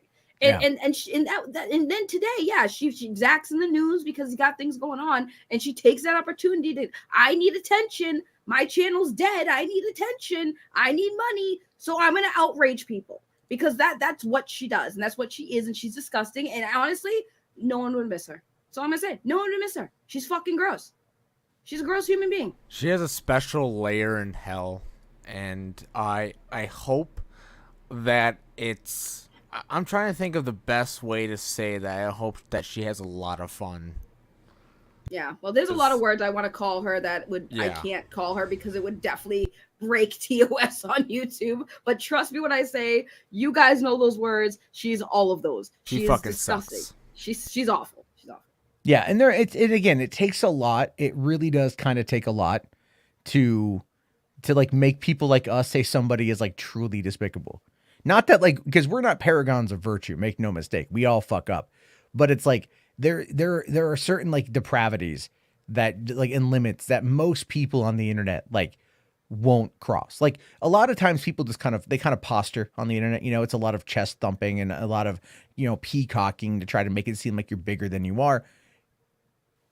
But when you take on the mantle of the internet villain, it never ends well for you. It just never does, you know? But see, she's so insignificant that I think she also thinks at this point that by becoming the internet villain, it will give her some relevancy. She'll have haters that she can use to quote unquote monetize off of. But the thing is, she's just uninteresting on her own and no one likes her, you know? And that's really about it. It's just like, that's where it's at. But anyway, we can get back to this. Because it's okay. There's so much, dude. There's so much. But go on with the second one. No, it's crazy. It's crazy. It's just it's wild, nutty shit. So all right, this is the second clip here. And again, thank you to Saggy for grabbing this. And this is continuing the conversation. Beyond that, as far as the creative goes and what they're planning, I honestly have been busy shooting this movie. I have no idea what. No, it's literally, you know, all consuming, and just, and you know, frankly, super satisfying and incredible creative endeavor. So I couldn't be happier with with the scenario, the way it's worked out for me. But that said, like I say, if this is the hard questions, it's really not. It's really not my call, I guess is what. Yeah. I guess is the point. Well, surprise guest. We have James Gunn showing up. Just kidding. No. James is like, look, James is a buddy. So I mean, James wrote Dawn of the Dead. I don't know if you're aware of that. Oh yeah. Oh yeah. We know. And there you have it. That's the biggest part too. Is like James Gunn is a buddy. James is a pal. Yeah. Their stillness is disturbing. I mean, there's a little bit of it becomes a bit, I get that. That's one of the reasons why I don't like being on camera, to be honest with you. Has a lot to do with like when someone else is talking, like what do you do? Right? Like it feels awkward to me. I just like to focus on the combo, but look, he says it himself. He's like, the shooting Rebel Moon is a creative endeavor. It's a rewarding experience. It's all consuming. He has no say of what's going on at Warner Brothers. He has almost no influence. And by that, literally what he's referring to is just like if Warner's wanted to do a promotion with like the trilogy or something along those lines, that might be the only thing they might ever go to him on, if at all. Otherwise, he's got no say. He doesn't own the characters. He doesn't own the IP. There's literally no reason under the sun for Warner Brothers to sell off these characters, to license them off to Netflix. And again, like I like to point out, let's just say that happens. Let's just hypothetically, for a quick second, say that happens. Do you know who oversees it? It's James Gunn and Peter Safran. They're the ones who are going to oversee the Snyderverse. So if you don't like James Gunn, and there was a guy, did you see that guy in Dave's chat that kept calling Gunn a pedo and like saying we all hate James Gunn? Did you see that guy? I know. Yeah. I didn't look at the checks. I'm like, I already know what the chat's gonna be like. No, it was one guy. It was one guy. It was literally one guy. It was it. It was just one. So was dude. the chat? I mean, I was there like way before the stream started, and the stream was and the chat was actually pretty good, and like everyone was like super chill. And I'm like, all right, once the stream starts, and when I tuned in, I'm like, I'm not gonna look at the chat. I don't even want to engage with that. No, the chat was fine. The chat was. So I mean, I saw that was actually fine. like Spherical Man was there. Captain Biggins was there. It was. I'm sure they'll agree with me that the chat was perfectly fine. It was just there was this one guy. It was one dude. That's dope. And I was like sitting there watching this thing, and I'm going like who the fuck is like? No, I'm like, could someone remove this dude? Like, like this guy. This is the guy who's kind of being disrupting. But the funny thing is, our good pals, right? The Cell crowd, the incels, if you will. That's not my joke, but I love it, and I'm going to use it. But were they stream sniping it? Did you see if they were doing that, Saggy? No, they did not actually. That's why I was asking. I was wondering if maybe they. Oh yeah, no. Yeah, because somebody was like, maybe they saw your post about copyright claims and they decided not to. But before you do that, let me real quick just point out, it's funny that people are like ignoring so what Zack said tonight. If you go back to the Nerd Queen stream, what Zack said when they asked about the Snyderverse stuff, he said that there is a potential for a book. Okay. He talked about a book and everyone's like, oh, we don't want to talk about book, but that's basically what he's saying is like, he's not going to tell people it's over because there is talks of a book. That's what he's talking about. So when all these Snyder fans, these Snyderverse people are like cheering, like, oh, don't stop. We're going to get it. It's happening. We won.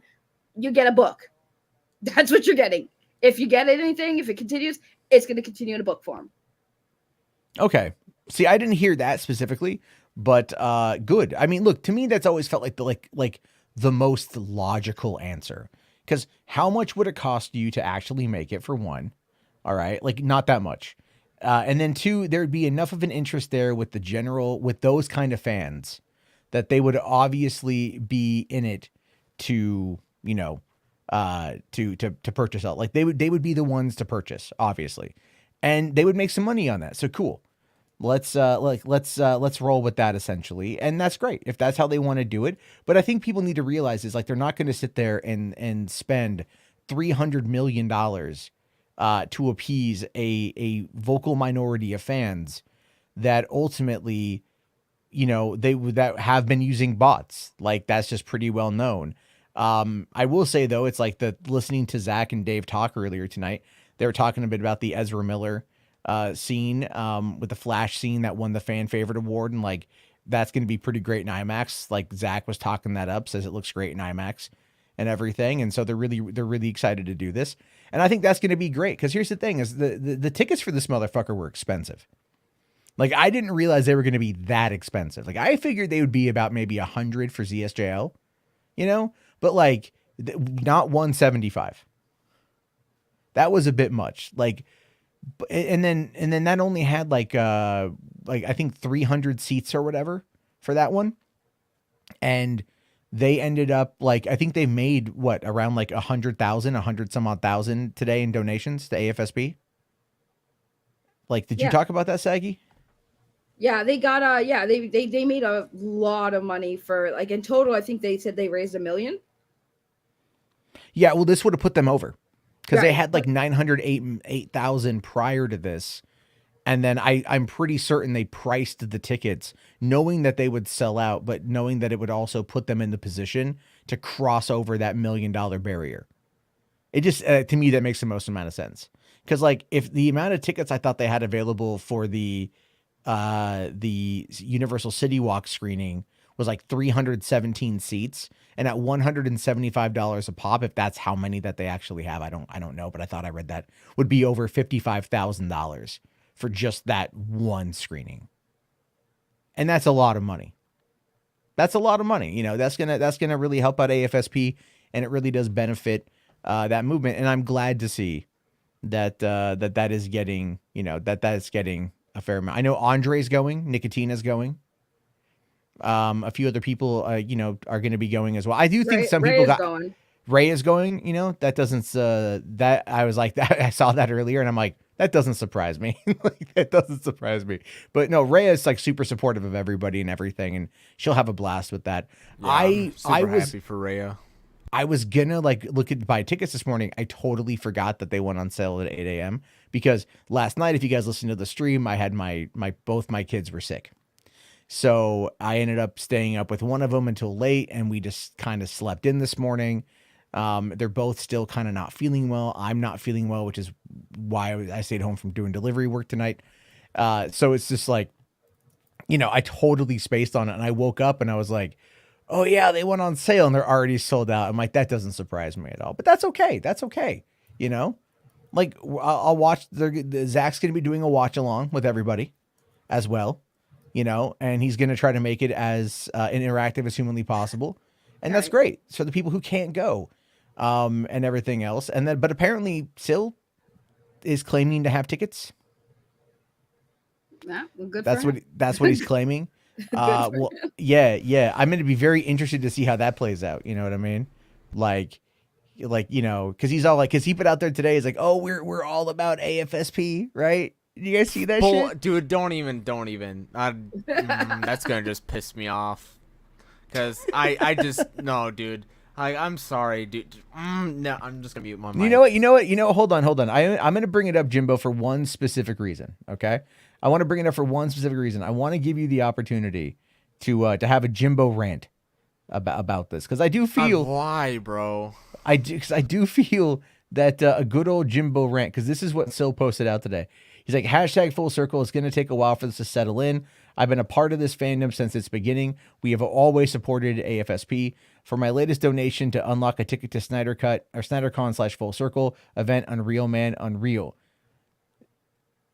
So what do y'all think about that? Right? Jimbo just like, first thing that comes to mind. Do you really think that Sil Abdul and the Sil Nation always supported AFSP? Do you really think that they've always been about that? No, dude. Fuck no. It's always been some fucking other thing with it, dude. Like, I mean, Ink for the People, that whole thing, what was the message behind that? It had the fucking Netflix shit on it. There's always something going on. And, of course, he made a donation because he wants to go meet Snyder. I mean, that's perfectly fine. That's literally what everyone else wants to do. It's a celebration. It goes towards AFSP. That's fine. But they say they always supported it.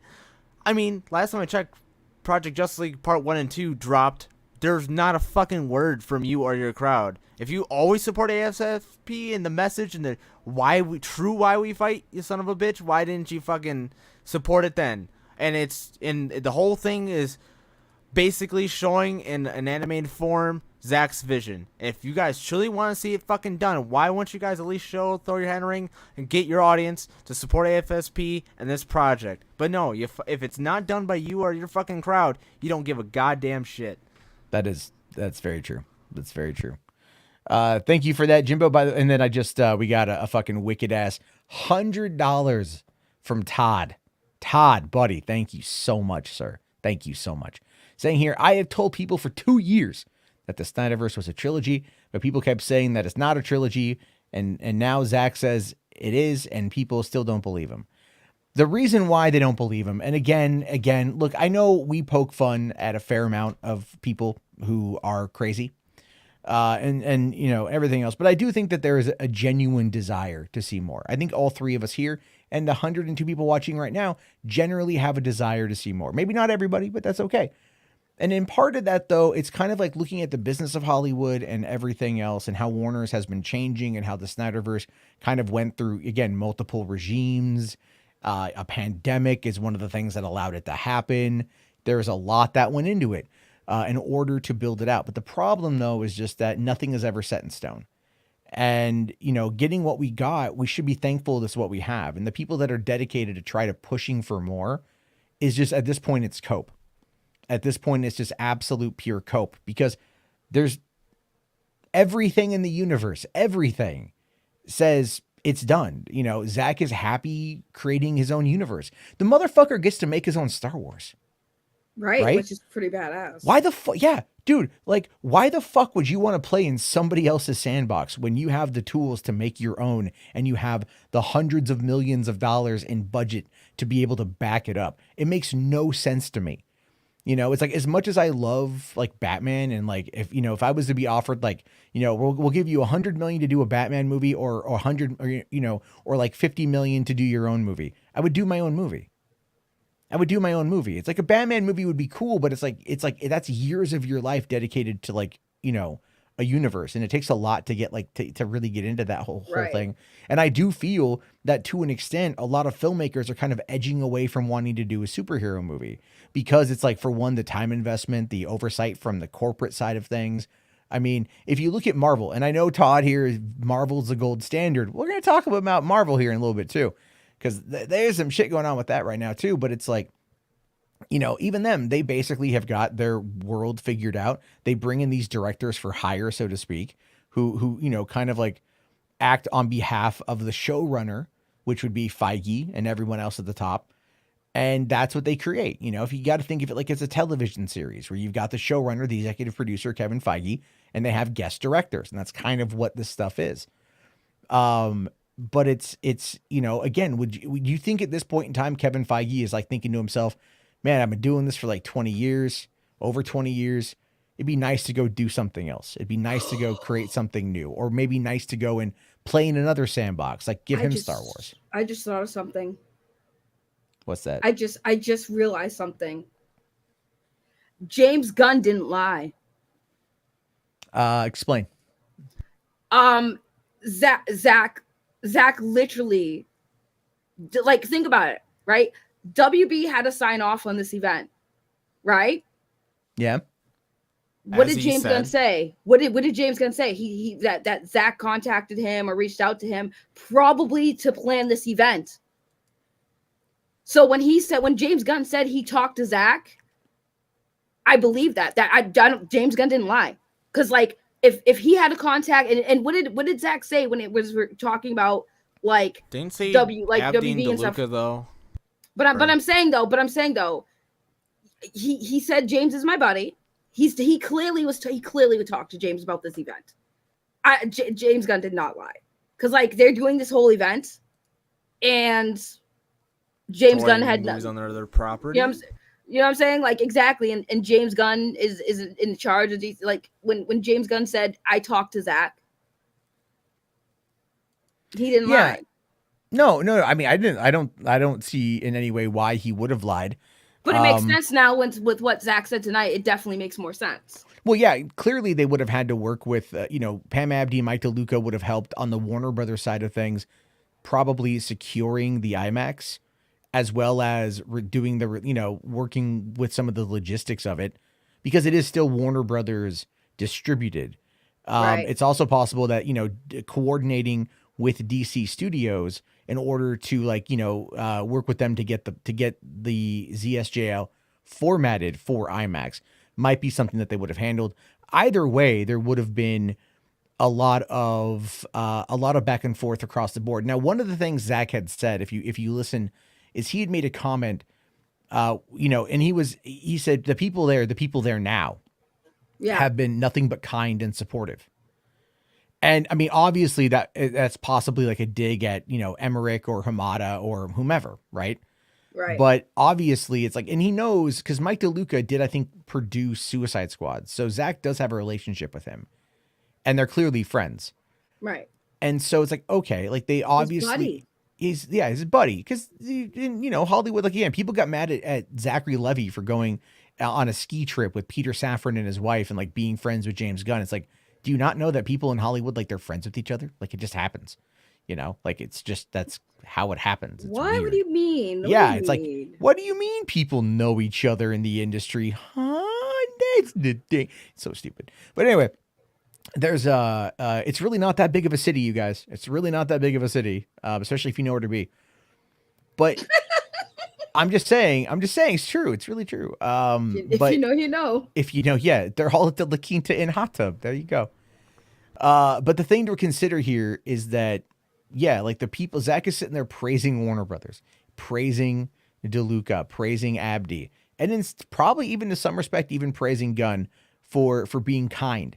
And that's one of the things that Gunn really is trying to push forward, is he's trying to be kind and to be supportive of everybody and to try to really, again, a creative supporting other creatives. That's a big reason, I think, why Gunn is a good person for that job, to bring people in to work on that particular stuff.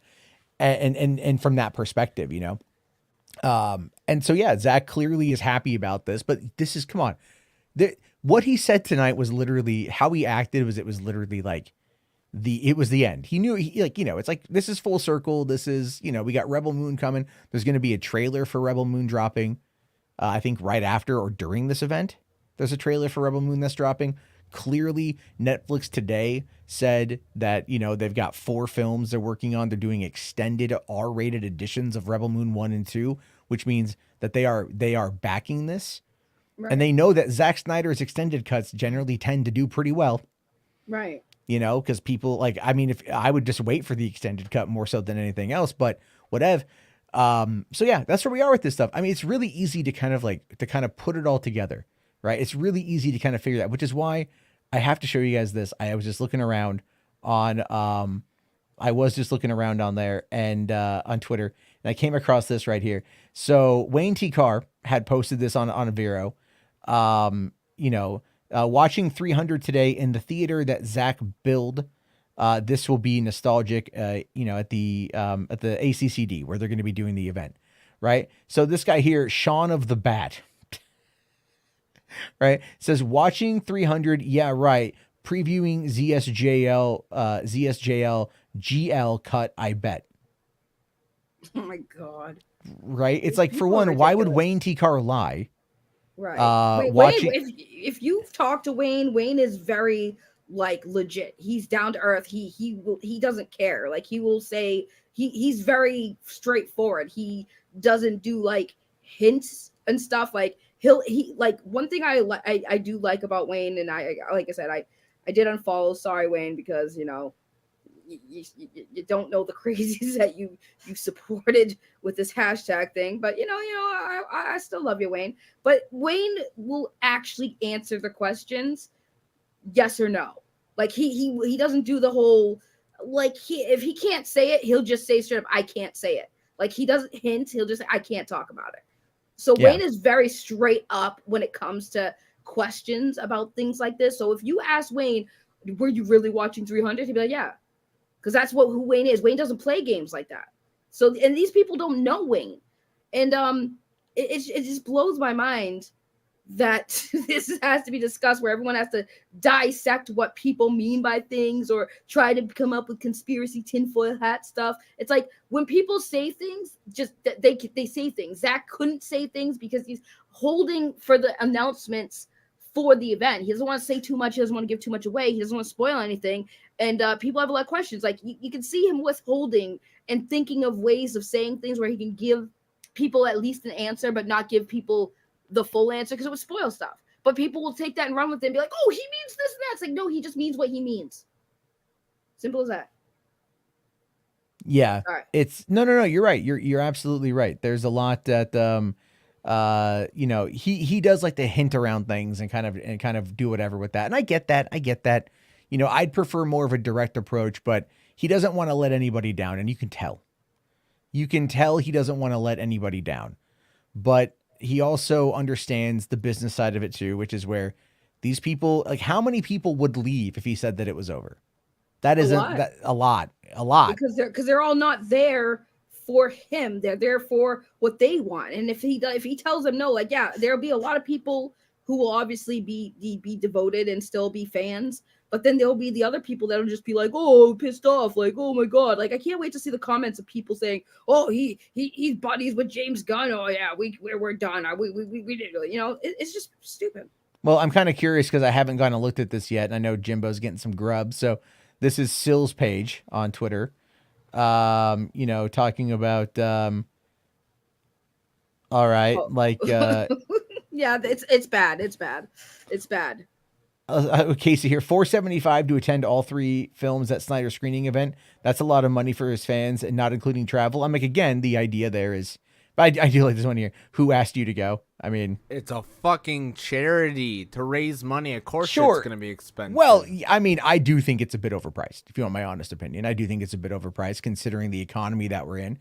However, if people got it, they got it. Fuck it. If they want to spend it, they want to spend it. That's where it's at. Like, you know, it's like if I lived in Southern California, that wouldn't have been a problem. I mean, you know, being out of state, and then like, okay, if I would have got like $475 for all 3 events, then I would have had to do the flight to and from, which would have been probably about another $300 to $400. That's not including transportation from the hotel to the area, or from the airport to the hotel, and then the hotel to the areas, and then also food and even the fucking hotel cost. I mean, you're looking at well over $1,000.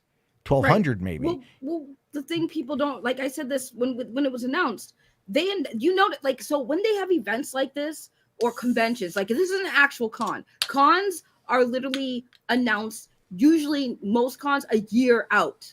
Okay, they usually announce a year out to give people time to plan. They didn't want a huge turnout because, number one, the tickets that people are purchasing, it's for seeing the movies. That's why the movie titles are there for each day. You're purchasing the movie tickets, and that's why it was limited. That's why they didn't want too many people to show up, because they have a limited capacity. So when people are crying, oh, I wish there was more tickets, oh, only certain people got tickets, blah blah blah blah blah, it's like, yeah, because legally they can only allow a certain amount of people in a building, and they're movie tickets. You're literally purchasing like for the, I will say this, it is overpriced, but it's a movie ticket. It's a movie ticket, not just for the event to go wherever, you know, they're having it, but for the movie theaters, that's your ticket. That's why there's limited amounts, because it's seats for the theaters. Yeah.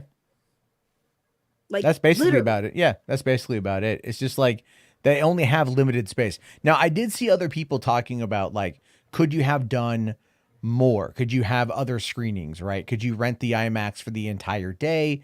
You know, you figure they would have done, like, you know, I mean, it's a 4-hour fucking thing.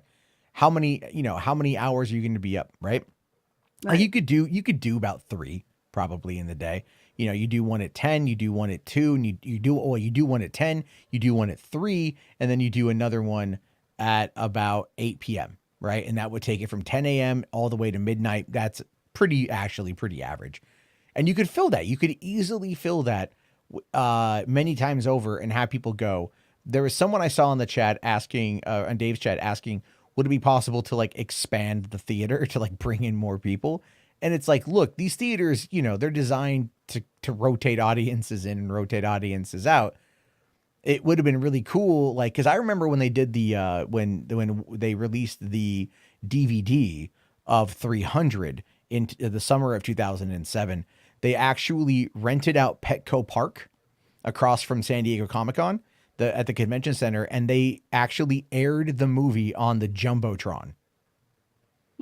They air, and people could go into Petco Park. You had to get tickets and stuff, but they were giving them away. And you could watch a screening of 300 at Petco Park. I had to work that night, so I wasn't able to get tickets. Was not happy. I was at the panel for the DVD release of 300. That's actually where I asked Zack Snyder about how he shot the battle cam stuff, like using where like it morphs in and out of the, like, you know, you have your wide, your mid, and your close-up shot. It's a really cool sequence. It's my favorite in the whole movie. And I was asking him about that. He basically gave me the answer of like, yeah, it was cool. I'm like, yeah, I fucking know that, dude. I watched it. That's why I like it, you know?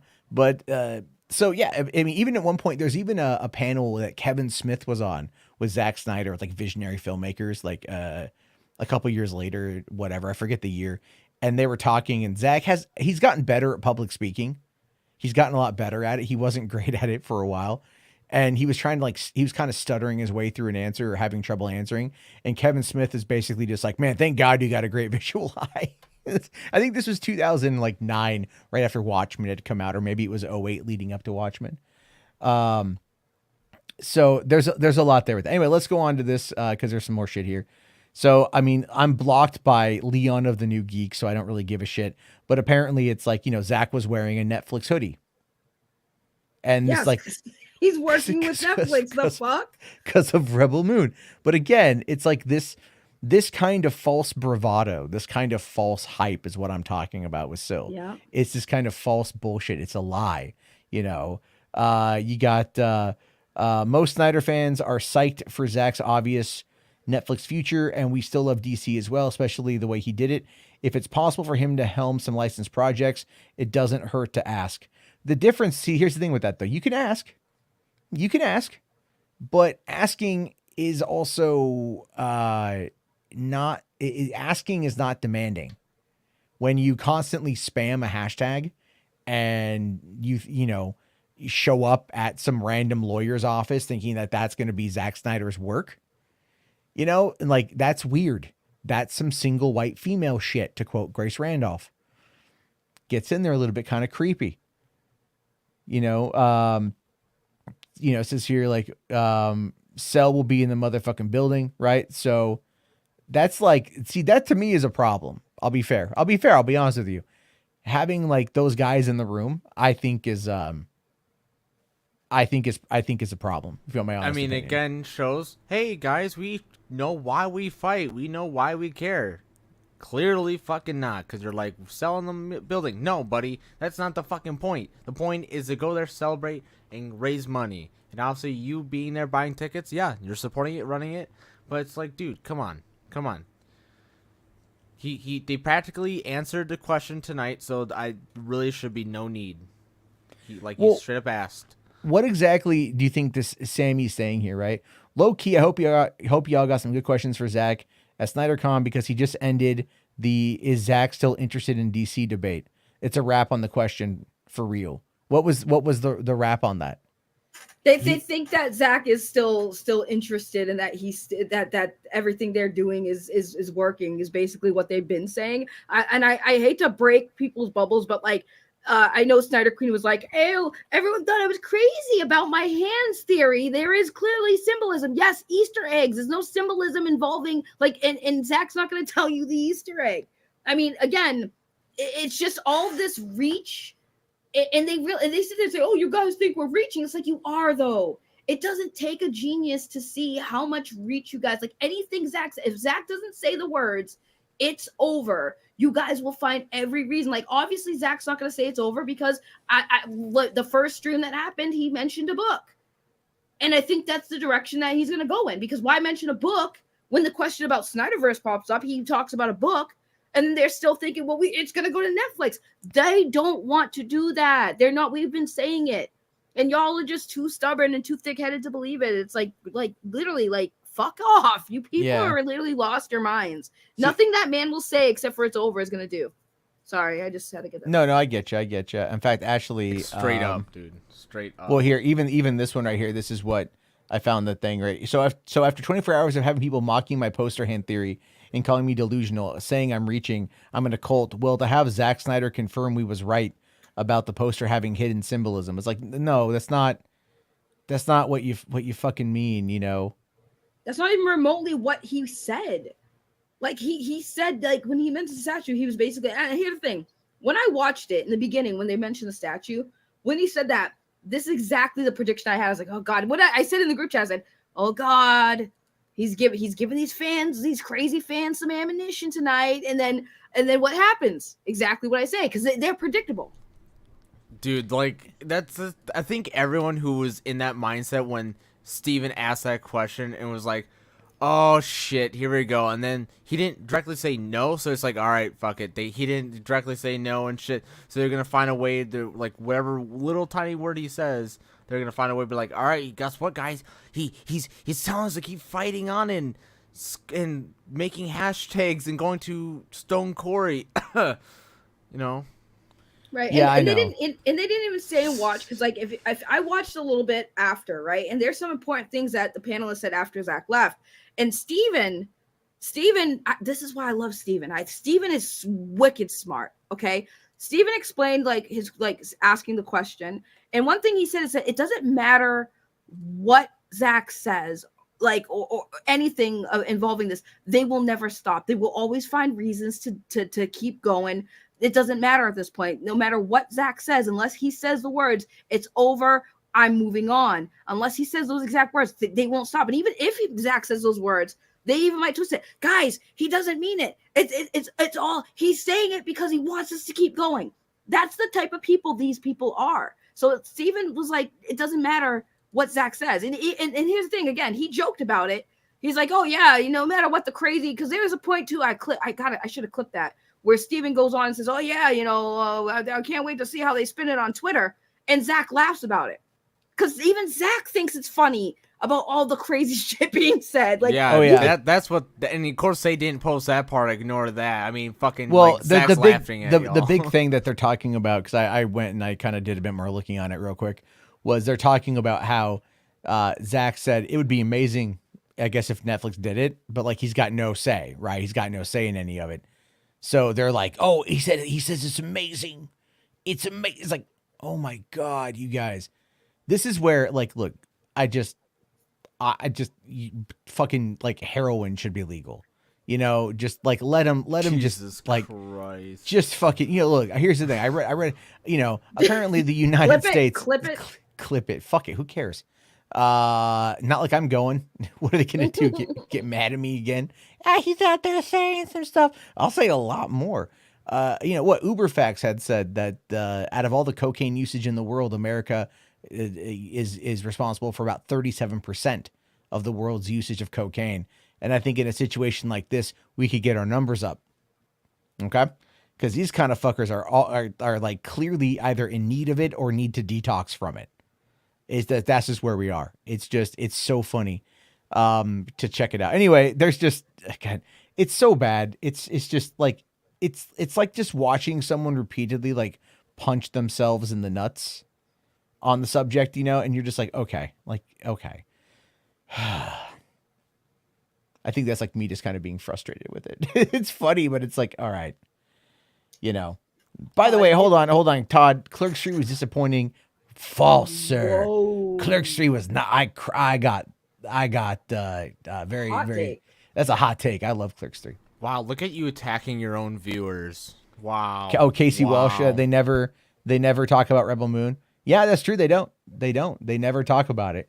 It's always like, we'll talk about AFSP unless it has to support their argument that they give a fuck. Right, it's all about the fucking movie, dude. Right, but like I said, that's why I was cracking up. That's why I love Steven. Because like the way it wasn't like, again, it wasn't even just the question Steven asked, it's also the way he asked it, which was like mocking. Right? Yeah, I was like, dying laughing, bro. I was like, no way, he's fucking doing it. Like Steven straight up just like mocked that whole hashtag, and you see how Zach reacted. And then not only that though, but he brought up the drama from the stream with the Nerd Queens. Didn't say why, but he brought up I thought that was interesting. He led with that. Yeah. That there was some drama on Twitter after that. Steven is a genius. Well, no, because I mean, but at the same time too, he's also able to get firsthand content for Screen Rant, because he writes most of the articles about the Zack Snyder's Justice League are written by him for the website. Otherwise, I think he's just like a managing editor or whatever. Like, he does some work with that. But the idea there though is that, like, yeah, it's like he brings it up. He mentions the drama, and then of course he goes, oh yeah, and there's never any drama on Twitter. And Zack, like, yeah, Zack's not on Twitter that often. He fucking knows, but like, he's not on Twitter that often.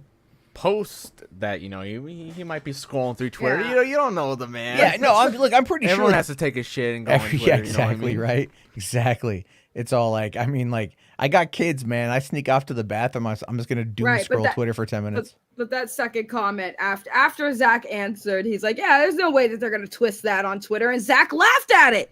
That's the thing that I loved. It's like, this is how dumb these people are. And again, the narratives they need to push is they literally don't mention that when Steven mentions, oh yeah, no one's going to twist that on Twitter. And Zack laughed at it because he knows that's what they do.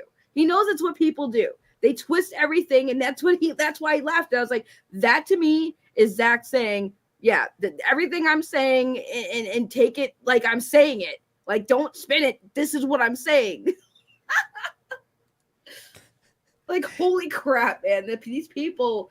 Well, they have, yeah. Right, it's asking the question without asking the question and trying to garner a response. It's very smart on Steven's part, like, to ask it, kind of like, to go, well, what about, like, like them selling to Netflix or whatever. It's like, oh, that'd be amazing if they did it, but I've got no say on it, But see, that's the thing though, is like, he's chuckling, he's kind of laughing at it. He understands the absurdity of it. Because Zack has been around the business long enough to know that these kind of licenses just don't go out like that. Not in today's market. Right. Not in today's market at all. If Warner Brothers had decided to not do HBO Max, if we weren't in the streaming war, if everyone didn't need a streaming service, then yeah, I could potentially see that happening. Right. If this was like, let's say back in, let's say this was back in 2018. When the only real competition to Netflix on the horizon was the upcoming Disney Plus. Other than that, I could see them absolutely trying to license it from Warner Brothers. But again, it's kind of like, after the whole situation with the Marvel Netflix shows, they're not going to go down that path again. They fucking canceled the Marvel Netflix shows. They're the ones. It was not Disney or ABC or Marvel who killed the Netflix shows. It was Netflix opting to not renew them. And they were some of their most highest watched content on the platform at the time. So it's not like those shows weren't popular. And it's not like those shows, all of them that they did, the 3 seasons of Daredevil, the 3 seasons of Jessica Jones, the 2 seasons of freaking Luke Cage, the 2 seasons of fucking Punisher. And Iron Fist, and then the 1 season of Defenders. That's a lot of content over 3 years. If you guys think about it, that was a lot of content they produced, and it fucking scored big numbers, but it also was really expensive. It's expensive to make. And so Netflix at the time just chose to not renew, because remember, this happened in 2018, in the fall of 2018. It was actually at the tail end of 2017 and the beginning of 2018, somewhere in there, that we learned about Disney Plus.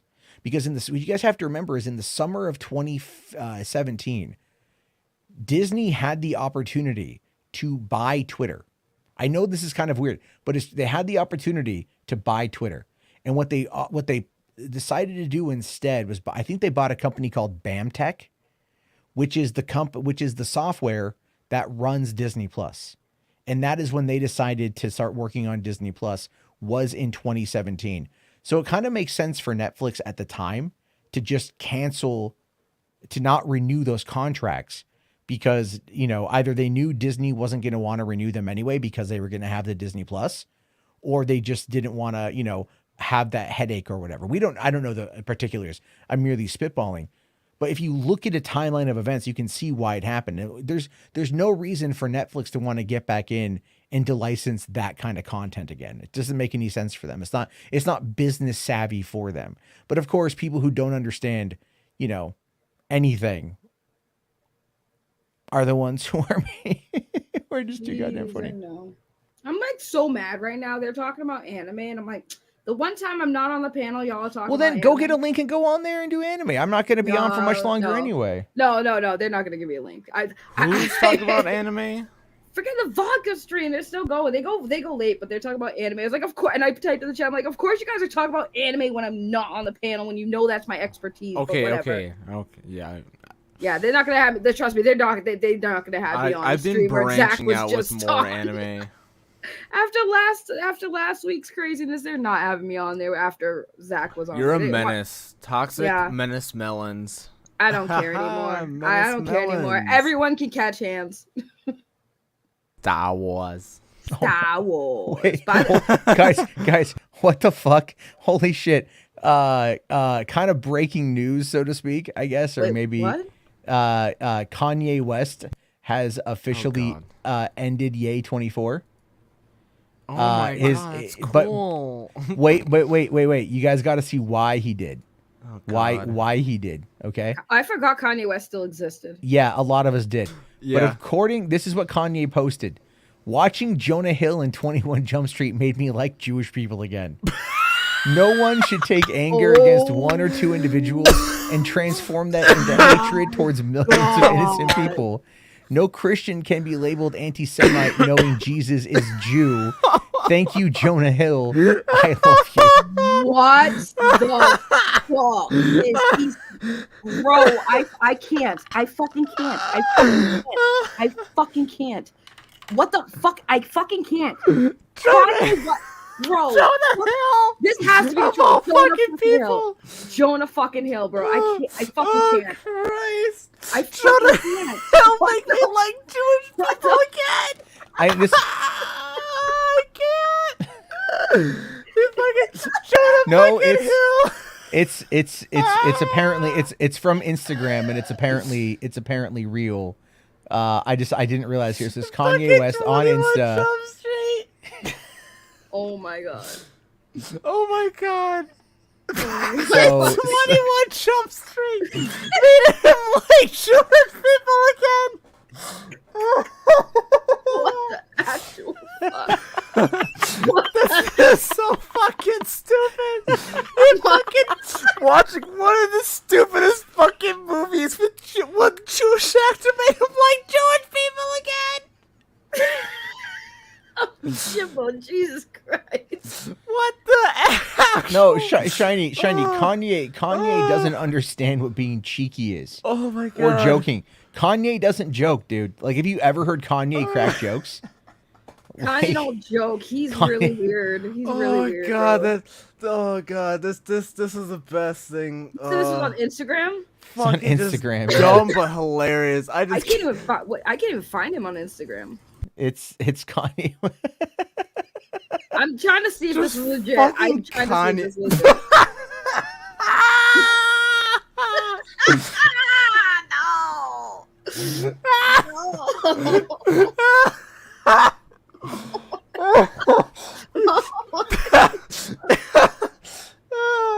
Oh my god. Oh, South Park right now is going, holy fuck, we've got to make a new episode by Wednesday. We've got to do this by Wednesday. Oh, yeah, real talk here says that's legit. Oh my god. Like, I don't understand how someone could just be like so casual about it. Just like, yeah, man, I just fucking watched 21 Jump Street. Fucking Jonah Hill. Man, he made me like Jewish people again. Fuck yeah. Let's go Jews. That's like, what the fuck? Can you send me that screenshot? Where was that screenshot? It's from Instagram. Which screenshot? Like, because here it is again. I can't find it for some reason. I can't find his Instagram. They might have delisted him, but yeah, Kanye West. God. Oh god. God, bro. I just want to see Jonah Hill. What he's gonna say?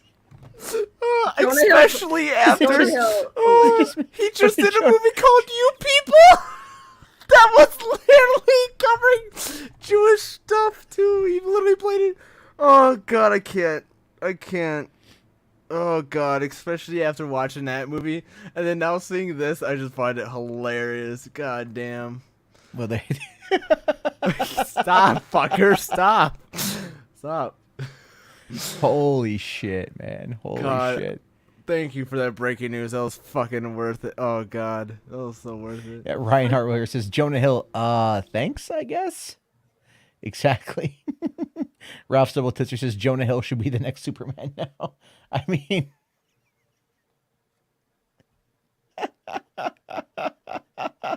oh my god. Oh my god. That's like, what the fuck, internet? I just we've come full circle. Why? I mean, I love how Zack, but real quick, just full circling it back. I love how again tonight, Zack goes more into what full circle meant, so people can stop thinking it's going back to the Snyder. Sure. Well, we're gonna get to that though. Here's Instagram. This post is actually real. But why can't I find it? I don't know, but it's actually real. I can't find it's just Kanye West. Kanye, yeah. It's just yeah. I'm typing. I'm on Instagram. It's right at Kanye West. I just can't. It's his only post. It's his only post on Insta. I don't know why when I type it in, I can't find it. Look. Here it is. This is his there it is. I found it. Okay, I found it. I'm like, only post.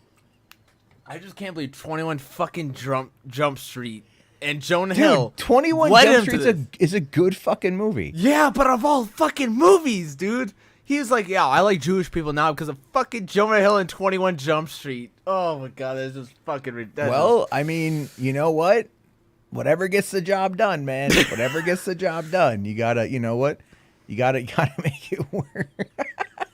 It took me forever to find it. I'm like, the first one it just didn't come up. I have no words. Shiny, we are a week away from April Fool's. So if this is an April Fool's joke, then Kanye is either masterfully trolling everybody, which would be awesome because that's just fucking hysterical, or he's literally just sitting at home alone and with his new wife, who I believe is Jewish.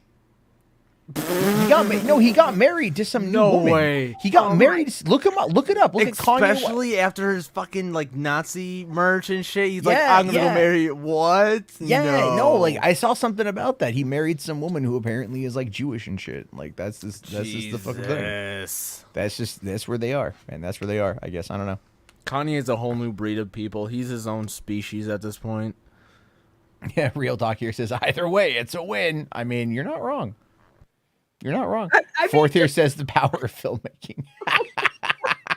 I can't. Like, I'm sitting here in my head. I'm like, I just posted on Twitter. I'm sitting here like, why is the world this way? Like, there's just why. Oh my god! Do you know how? So you know how Iron Man's went into like the history or vault thing for like historical movies. This now 21 Jump Street's gonna go in there because it's now the movie that made Kanye West stop paying fucking Jewish people. Way to go, 21 Jump Street. Is he gonna watch 22 Jump Street and change his mind, or what the fuck? No, he's gonna watch 22 Jump Street and get to the end credits and be like, "Yo, where the fuck is 23 Jump Street?" I'm slipping here. I'm slipping back to my old ways. I need 23 Jump Street. I mean, listen, if Kanye West stopping being anti-Semitic is what prompts Sony Pictures to go, we can capitalize on this by greenlighting 23 Jump Street, then you know what? Good for him. And they better use the troll joke or whatever of 23 Jump Street. 'Cause I know like they did like 28 Jump Street, like kept doing the sequels stuff like that as jokes. But whatever they said for the 23 Jump Street, they gotta do it. They gotta do it like that. It's just for fucking shits and giggles. Oh, I hope so. I really, really, really hope so. Actually, let me see if I can find that whole end credit sequence here for those of you who haven't seen. This is the ending of 22 Jump Street. Gives us a great look at what would have been, Unfortunately, we'll watch a little bit of this, not too much, because I don't want to get too yeeted. Now, for your next mission, You two sons of bitches are going to medical school.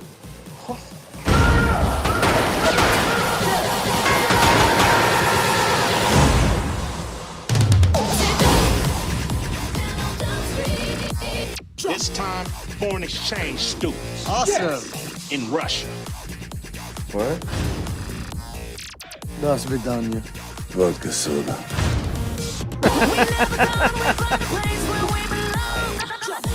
Next assignment, a semester at sea.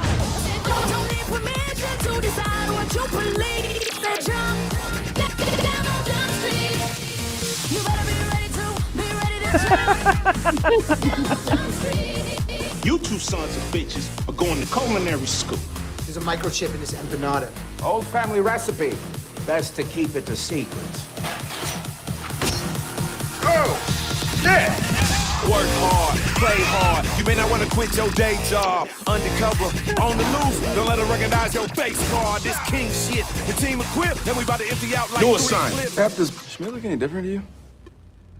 No, that's Schmidt. I don't know what you're talking about, man. He look exactly the same to me. I got new glasses. Yeah, man, he just got some new glasses, man. God damn. No one's gonna fucking notice. Let's do this, Schmidt. Yeah. Just like we always do, Jenkins. Jenkins, Jacob. Oh, sorry.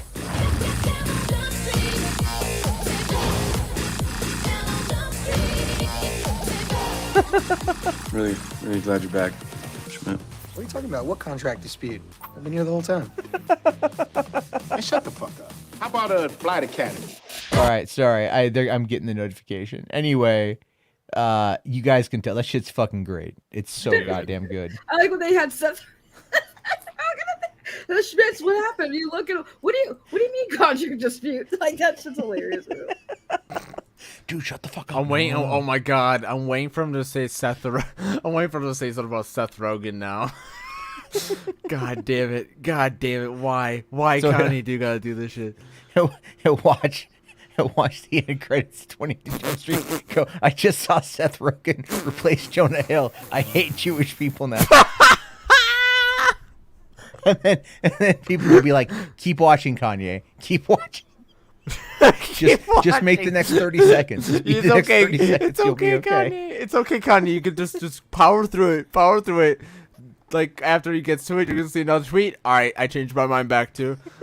Bro, what the fuck is these bot messages right now? Sorry, but I just got a message. It says, "Hi, toxic big bish melons. I noticed you uploaded some eye-catching content." What the fuck? What eye-catching content? All right, bye. Sorry, I just thought that's fun. I get the most random bots that DM me anytime I like get traction on Twitter with something. I don't even know what videos getting traction right now. Well, it's probably your OnlyFans. Well, no, my thirst trap stuff usually gets people going, but it's like not. God, I hate thirst traps. I really hate thirst I traps. do it just to spite you now. Like ever since you said that, I purposely do it for you. You now thirst we all trapped know on it's Twitter for- the other for day, Java. and then you DM me, and you're like, "Don't look at my Twitter." I know. And then you look. And then you look. Because I saw, because it was on my feed, and I was like, "What?" And then I'm like, "Oh, okay, she's at it again. Clearly, somebody's trying to order up that attention. We don't deliver that through Uber, Saggy. I'm sorry." I mean, did you like what you saw? Eh. Wow. Can I be? No. I will be 100% honest. Right? It's Okay, I want your honest. 100% is the tattoo turns me off. 100%. You don't like tattoos? I don't like tattoos. I know I don't mind tattoos. I don't like the chest tattoo. I don't like. I think tattoos are relegated for arms and legs and like backs, and that's it. Like otherwise, no. It's like I can't do like the clavicle tat. It doesn't do anything for me. I literally am just like like So all you're right. saying you don't like the tats? No.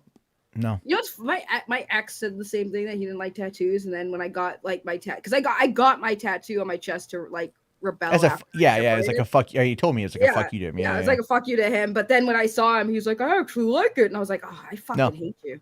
No, I don't like. I just don't like. It's weird to me. Okay, so without the tattoo on the tatas. It's just too distracting. Like it's like that's all I see is the tattoo. I'm like, all right, that's fine.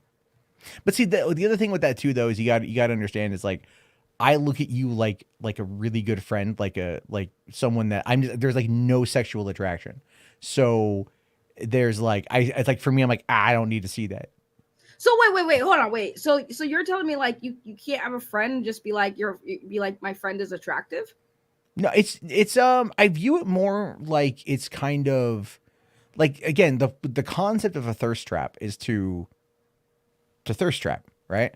So it's like the idea there is to, like, you know, more or less like worm your way into RJ's brain is I think a better way to describe it, right? And so like, if we're going to use a real world example, that's kind of what it would be, you know, like you're creating fat material for somebody who to get them to think about it. Like it's literally just like a call for attention. Okay. That's most what thirst traps are. And again, like it's oftentimes it's just like they're pretty blatant, you know what I mean? And not just with you, but like a lot of people. And I just don't really care for them myself personally. I find them to be like usually pretty cheap and just kind of like, a little tawdry. Not really my thing. I don't know why. Maybe more classical on that front, or more reserved, I guess. But no, I don't like.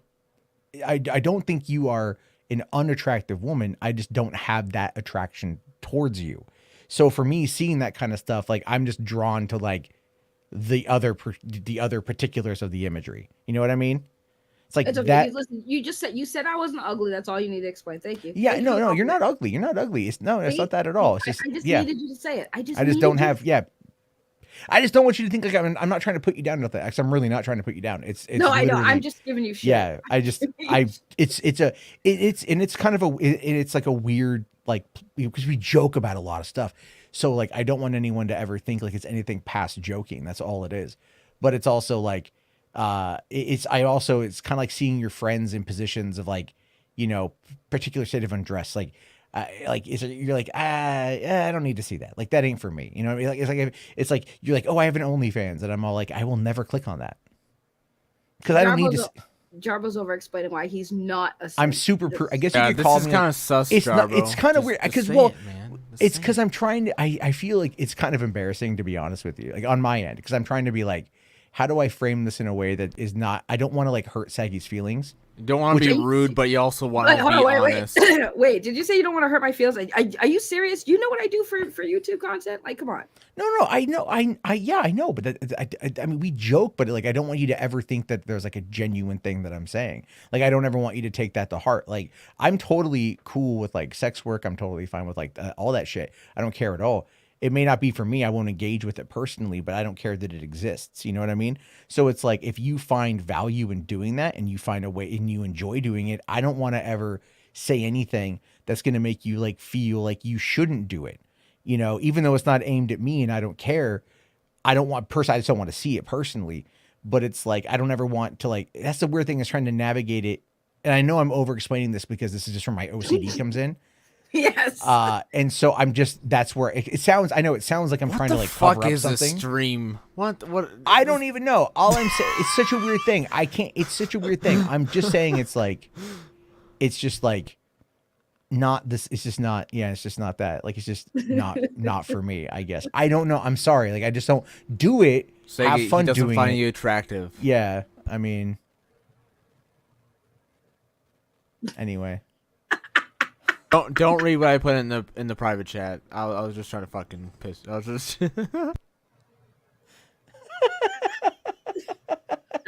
that just got like 100. Like that just was probably of all the things that Matt has said to me that was like very awkward, uncomfortable. This entire conversation was probably like moved to number one. Number two, number one was the RJ AI thing. But yeah, no, I get it. I'm glad I was here to witness this. It's weird. I'm just weird in those scenarios. What can I say? It's just like, it's very odd for me. I just don't want to like talk about it, I think. And then it's like, but then I feel like the need to like super explain it. So it's like, I'm very clear, but then it's like, I want to be very polite because I don't want to offend anybody by saying the wrong thing, because I tend to put my foot in my mouth pretty often, let's be fair. You put a lot of things in your mouth. Yeah, like I had carne asada fries for dinner. Thank you very much. All right. That sounds so freaking good. It was freaking good. Better than your chocolate pie, bitch. Was it really good? I actually haven't had chocolate pie. I'm kind of sad. I had pudding, but not pudding pie, and I had ice cream. Hold on. Fourth here brings up your sister. Yowzas. I haven't seen her sister. My sister's like 20 times harder than I am. Does she have a tattoo on her tatas? No, she does 40 not. times then. Whatever. She actually, well, here's the funny thing.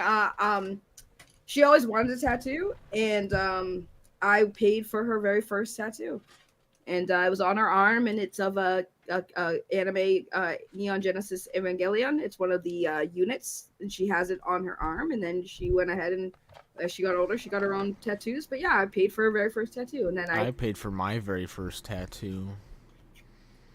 I got mine for free, but I was 15. But she is very, very attractive. My sister, yes. Okay, that's cool. I don't have any. I call her my tattoos sister on wife. my- Oh. I call her my sister wife. That's fucking weird. Real talk asking, where is this going? I have no fucking idea, man. I have no fucking idea. The only tattoo I have is on my ribs, but that's the only tattoo I have currently. What are you just marking the rib you want to remove so you can finally suck your own dick? I'm not fucking Marilyn Manson, okay? That's a fake. That was the guy from the Wonder Years. Oh my God! See, you people, when you hear things, you just go for the extremes. Well, I've never fucking heard. I don't call her my sister wife in that way. I call her my sister wife because she sometimes scolds me like she's my wife, and I sometimes act like I'm her husband. Like when I mean, like when it comes to like how we bicker sometimes like married couple, and that's why I call her my sister wife. God, you guys get way too invested in the things. What are you, Zack Snyderists? What position is your hand? Is it signaling 5 movies? I mean, the hand that had like the 2 fingers out, it looked like it was looking to like really kind of. You could probably like, I think that was designed that way for Lois to never have a lonely Saturday night. I knew he was gonna go there. I knew he was gonna... Oh God, I don't even. What is going on anymore? This is just getting deviant, bro. This is just getting Don't fucking fuck off. deviant. It's always deviant shit. I know. I know. All right. It's all RJ's fault. It is all RJ's fault. Yeah, it's all RJ. It's we blame him for everything, because we have to. Yeah. Vin Fuck Froster you, says, RJ. "I just got here. What am I listening to? Nothing good. This is like my 10th stream in a row. I think I should really stop streaming." I'm not streaming. Here we go. There Streaming wasn't. again. No, it was again. I was like, I'm in bed. I'm playing. I beat the Outer Worlds today because I was finally beat the Outer Worlds, and then I'm looking through some of the other games on Game Pass, and I'm like, all right, cool. There's some ones here I want to check out. So I downloaded My Friend Pedro, which is that banana game or whatever. Yeah, it's fucking fun though, dude. It's a lot of fun. So I was playing that, and then I'm listening to the Zack Snyder stream, and then I'm like, ooh, there's some good shit there. And then I'm like, maybe I should go live, and then, we just kind of went live. RJ's like, yeah, go live, I'll come on, and then he quits out like fucking like 5 minutes into the show. So when in doubt, blame RJ. So Fuck that's true. RJ. Also, Fandom NSL says, had a really shitty day today, but this stream and remembering how funny Jump Street movies are because of this Kanye stuff has made me feel a little better. Hey, I'm glad we could help. We could find Fandom Menace L's. I'm sorry you had a shitty day. I'm sending you lots of love and virtual kisses. There you go. Oh, there was one from Show. Okay, sorry. I did miss one super chat from Shogun. I saw that come in. I thought I clicked it. There we go. Okay, thank you.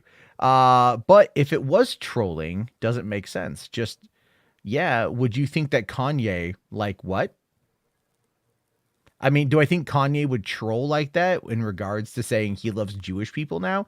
No. I mean, I know a lot of people thought he was like trolling with the whole like anti-Semite shit, but like Kanye pretty much is like pretty much an open book, like Kanye has never really been the kind like the really kind of introspective person.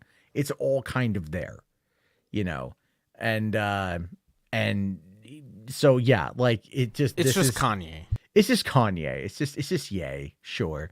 At this particular point, though, the fact that, look, 2 months ago, he's out here going like, Jewish people control the media, they control the world, yada, yada, yada, yada, yada, burns every bridge that he has, destroys everything that he's built, loses $1 billion in valuation, quite frankly.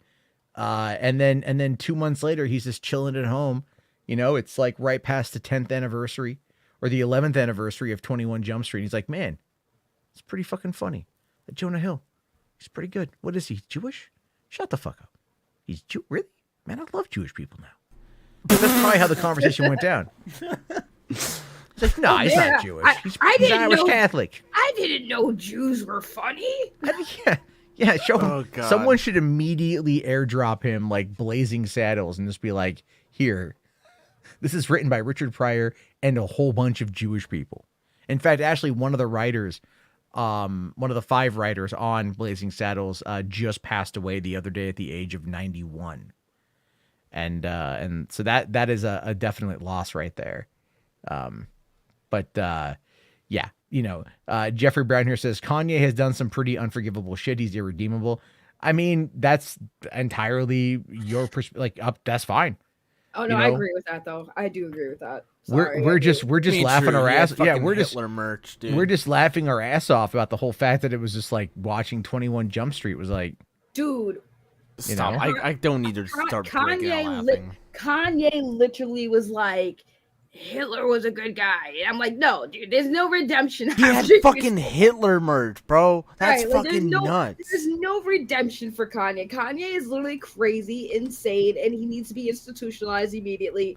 No, thank you. Like, bro had Hitler merch, but 21. This is what keeps making me fucking laugh. He had Hitler fucking merch, Nazi merch.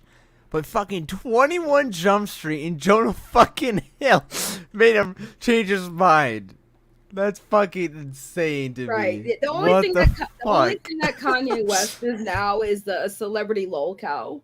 That's it. That's all Kanye West is. It's like literally a freaking psychopath. He needs to be institutionalized. He needs to start. Bro is fucking mental.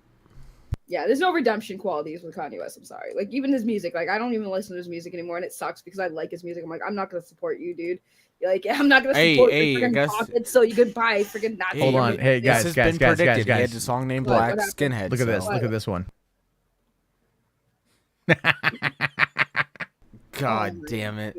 I just keep going back to the fact that there's a song Black Skinhead that was in Suicide Squad, David Ayer's one, or the movie company one. I just can't. I'm like, that's my joke now. I'm like, well, I guess that predicted it. Yeah. Command Unit here says he didn't kill anyone and he didn't commit a crime. I mean, are you talking about Kanye? If you're talking about Kanye, it doesn't matter, because like anyone who like supports what happened during those times, because I don't want to say it too much because YouTube doesn't like that word. Anyone who supports that and thinks it's okay, then went on this whole campaign of I hate Jews, like basically being like, you know who 2.0. Like, I don't care if you committed a crime. You're still trash. You're still trash. I don't care. Fuck Kanye West. And he said a lot of bad shit before too. Oh, slavery was a choice, guys. I'm sorry. It was a what? I'm sorry. What did you say? Slavery was a choice? What, you want to tell that to all the slaves back in the day? Slavery was definitely not a choice. Like, if you tried to run from your masters, they'd shoot you dead. What do you mean slavery was a choice? Kanye West has had the worst takes in history. He's had a lot of bad takes. That is very true. So, you know, but he likes Jonah Hill now. So, I mean, is that a good take, right? Way to go, Jonah. Listen, somebody in the chat brought up Alex Jones. Listen, it takes a lot to make Alex Jones even be like, what the fuck did you just... Like, when Alex fucking Jones looks at you like, the fuck did you just say? You know you're crazy, bro. I have my answer for this. So yeah, that's a question that there's a question for you there, Saggy. Who's worse? I can't really say that because I feel like they would see. I think that's kind of if Mecca Random would totally be perfect as far as a wife for Kanye West if she liked black people, but she doesn't because he's black, so she won't go for it. They're just both awful fucking people, dude. But it's kind of hard because if you say one, it's like, oh, why? You know, it's like they both have done awful things, and that's why it's like a hard choice. I'll say both. I don't care. I'm not gonna pick one. They're both fucking awful people. By the way, I'll be very blunt about that. I 100% think that Mecca Random's a racist. I'm just gonna say it. I think she's a racist. just the way she talks about like Black Panther and Wakanda Forever, just the way she talks about it, the very like it's not even ignorance at that point. It's just straight up racist in my opinion. I don't say that often. That's the crazy part. Like I don't say that. Like ask Matt, I don't say that often. I usually be like, oh, that was an ignorant thing to say. I don't think you're a racist, but like, dude, I think this chick's a straight up racist. Interesting. I mean, personally, I don't think I've watched a single one of their videos. I only see clips of them just saying really stupid fucking shit and offensive shit, but I have no clue what their content is about. But I don't want to find out because they seem like pieces of shit. Yeah. Definitely fuck both of them, but definitely fuck Mecha Random. Because she tried to contact the FBI on me. You know, I mean, Kanye just would have called the Gestapo, but they don't exist anymore. So Jesus you know, Christ. No, but fuck Mecha Random and shit, right? Like God, Kanye's got deep rooted mental health problems that absolutely need to be addressed. Mecha Random is just a hateful bigot. Like, and Kanye is also a bigot. Don't get me wrong, but I mean, it's like you can tell that he has got a lot of mental problems that aren't being addressed when they should be. She literally just sits there and says a lot of just terrible shit because she's an angry, bitter, you know, woman who's like in her, I think she's like near 50 or something along those lines. She's like either, you know, she at one point literally said she looked better than Brie Larson. Oh my God. Oh my God. Bro, I'm telling you, she hates black people. She fucking hates black people. There, you can't convince me after what Static posted. She hates black people, bro. She just reposted a picture about Little Mermaid 30 minutes ago, saying why would they want to look like a dirty what? Hold on. I Look will like a dirty what? Oh, dude. Oh yeah, that's definitely that. That is definitely fucked up. Why would they want to look like a that's fucked up, dude. Wait, I'm not even seeing that post. Hold on. What the fuck? Yeah. That's why I mean that's fucked up, but yeah, definitely confirmed that this fucking person posted it cuz oof, that's bad. That's a no-no. I don't see the post you're talking about there. Wait, did you find it, Jimbo? No, I'm looking for it. Oh no, right I found now. it. I found it. Hold on. Nope, I found it. Hold on. I'm gonna send it to you in the DM group. Wow, she did. She fucking did. Oh, okay. It was fucking four. racist. It was 4 hours ago. There we go. I found it. Yeah. Oh no. Damn, there's images too. What? Let's see. Now we can finally feel represented. Yes, that's literally me. Okay. Let's see. Why they want to look like a dirty fish girl so bad. Oh, that's so That's so bad, dude. God, I told you she hates black people, bro. I'm telling you. I mean, like I she follow hates the black meme people. bastard account. Like I know the meme bastard account. He just posts memes. Like he don't give a shit. You know what I mean? God, that's but it's like this is a meme, and then she's taking the meme and trying to assign reality to it. Dude, like, damn. Yeah, this guy, chill, what the fuck? Well, sure, any fantastical character sounds bad when you break it down like that. A unicorn is just a horse with a horn, sure. And then someone commented, I don't even fucking know. Wow, this girl's nuts, dude. Bro, I'm telling you. Damn. Racist, bro. I'm telling you. What dirty, bro? What does that even mean? A dirty fish girl? What does that even mean? Bro, but the fact that she's saying that she's basically saying that she's black, so she looks dirty. When you tell a black person they look dirty, it's because they're black. It's basically saying you look like you have dirt on your fucking body, like you look like that's muddy, disgusting. like that's mud. disgusting. Yeah, that's basically mud. Basically, is what she's saying. That's fucked up. That's legit a racist terminology. Yeah, that's not even like that's not even like no, that's straight up fucked up. Like she's because of that. That's straight up. She's a fucking racist and a true piece of shit. Like, dude, I've been saying, man, when I fucking saw because somebody like because the first time I talked about Mecha Random was the Geeks and Gamer stuff when she started going at Zack Snyder. That's the first time I was introduced to her. So people sometimes would send me stuff about her and I just like ignore it. But then when she was doing the whole Wakanda Forever talk, like she was on there with fucking Rob talking about how we're not gonna go see the movie, but we're gonna talk about it anyways. And then she like brought up when they watched Black Panther 1 and like she was basically saying that they were monkeys making monkey noises and shit. I was like, what the fuck? Yeah, dude, she's a fucking way. Did she really? I literally covered it. She's a fucking racist, man. I'm telling you, she's a fucking racist. God damn. She's a fucking racist, dude. She does not like black people. I mean, like, I have problems with Wakanda Forever, but the skin color of the cast has literally nothing to do with any of it. It could be Like, the best movie ever, but according to her, she probably won't. like I it. just, oh my God. She's going to go, watch, she's going to be like, Little Mermaid is just woke trash. And she won't even, I mean, I'm not going to watch it till it comes to Disney Plus. I don't even give a shit. It looks terrible. But again, Halle Bailey is not my issue with the movie, to be fair. It just looks uninspired, completely uninspired. But then again, we've only seen the one trailer. It could get better as time goes on. Oh, I doubt it, but she basically not so subtly called them spear you know whaties. I'm sorry, called them what? What? I'll type in the chat because it's a racial slur. Oh, okay. So racial. Oh. Yeah. Oh. She basically said it. Like, she basically pretty much said it. Like she stopped herself from saying that directly, but she basically did say that that's what she was basically saying, dude, I'm telling you, she's a fucking racist, dude. And if you guys don't know what a spear, you know what is, then that's what she basically was saying about Wakanda Forever. Yeah, that's well. Plus she does say M'Baku's tribe did make monkey noises. I mean, they. Yeah, but the thing is, like, the way she says it is like, that there's something behind it. Yeah, it's not right. Like she was saying it in a way that was like the way you like. Again, if anyone you guys know, I always talk about like there's a difference between ignorance and racism. Like sometimes people just say things out of ignorance, and I get there's a difference, but like I don't just call people racist. I'm very much against labeling people. Like this bitch is a racist.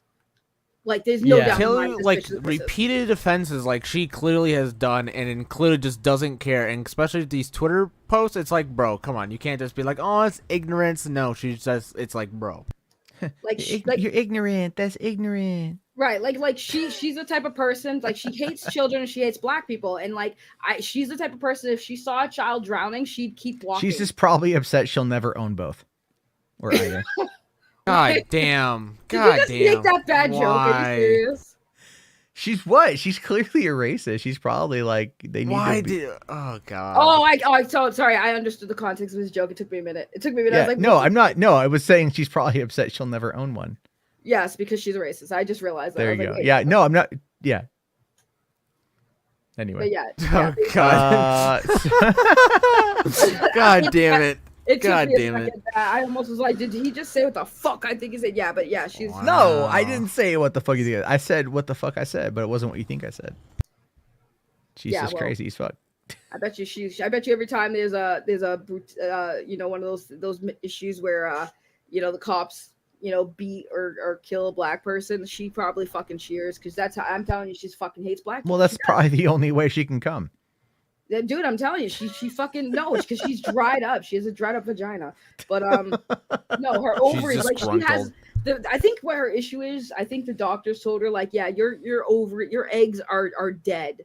Your eggs are dead, and you'll never have children. So she just hates them. Well, here's the thing, Sarah. She's not a real redhead. Like that's not her real hair. That's a dye job, and it's pretty shitty. Ralph Stubbletisser says she's like that lady who calls the police on black kids do innocent things like selling cookies or lemonade. Oh yeah. I guarantee you. I think she's from like the Denver area. I think so. You probably end up finding her like a couple police blotters about some crazy redhead harpy that's out there yelling at immigrant children. Whatever. But anyway, okay, so we are getting to be at 12:20. I forgot I got to run to the store before 1, so we got to kind of wind this thing down. A couple quick things I wanted to quickly show you guys is, so did you guys hear about Mondo closing down? What's that? Mondo posters. They're the ones that do like the really cool, like nerd inspired posters.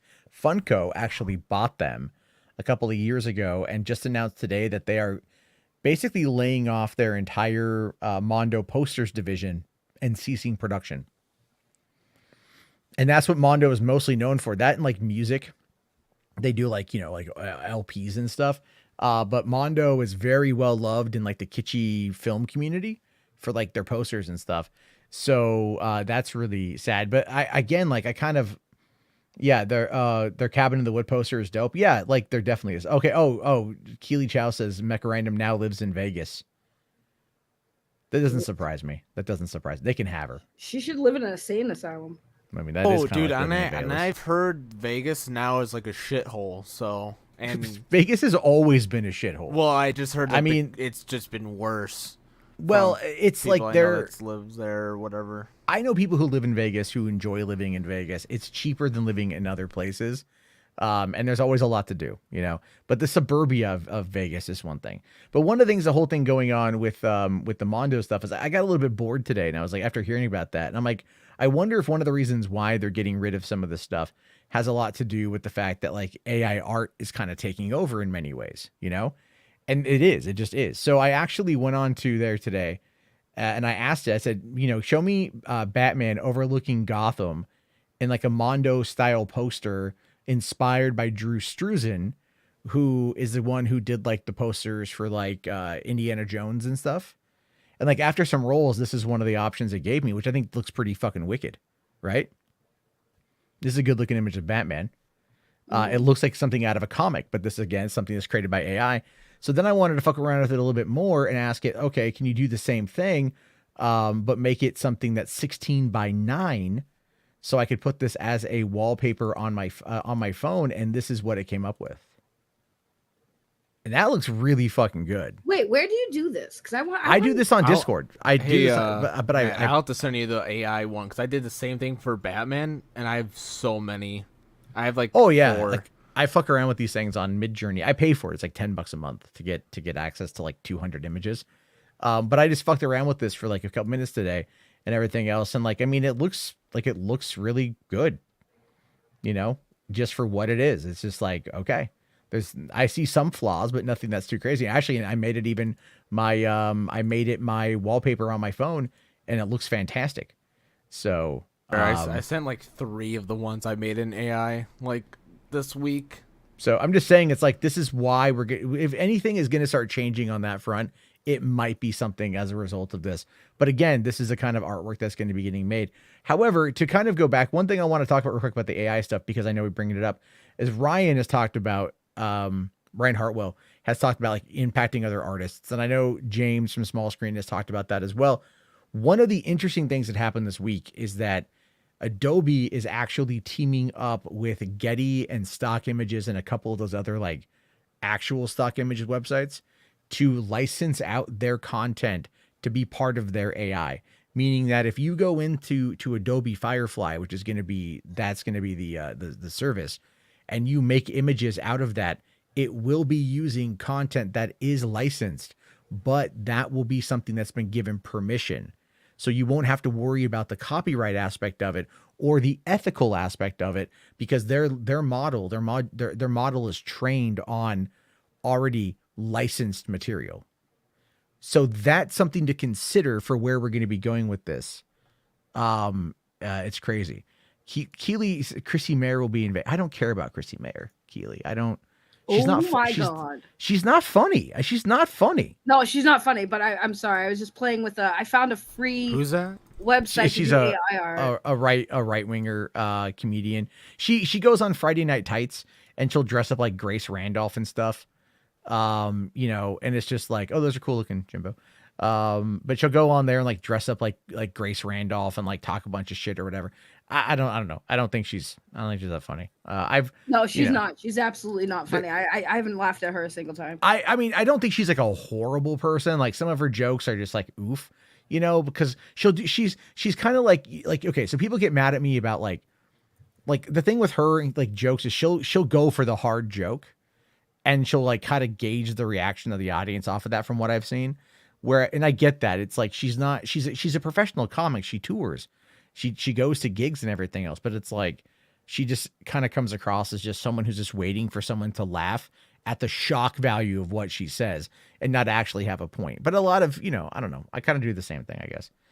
Yes, dress up like Grace Randolph. Yes. Oh yeah, and she has also dressed up like Frosk from G4. That is also true. So, so there's all that. All right. Okay. So yeah, there's that. And then I also wanted to get to this here. This is what Rational asked we take a look at. This is only a minute long. This is the subway scene from Hear No Evil, See No Evil, simply titled, I'm Not White. I don't know. This is only a minute, so we won't get clapped. The bar fight's hilarious.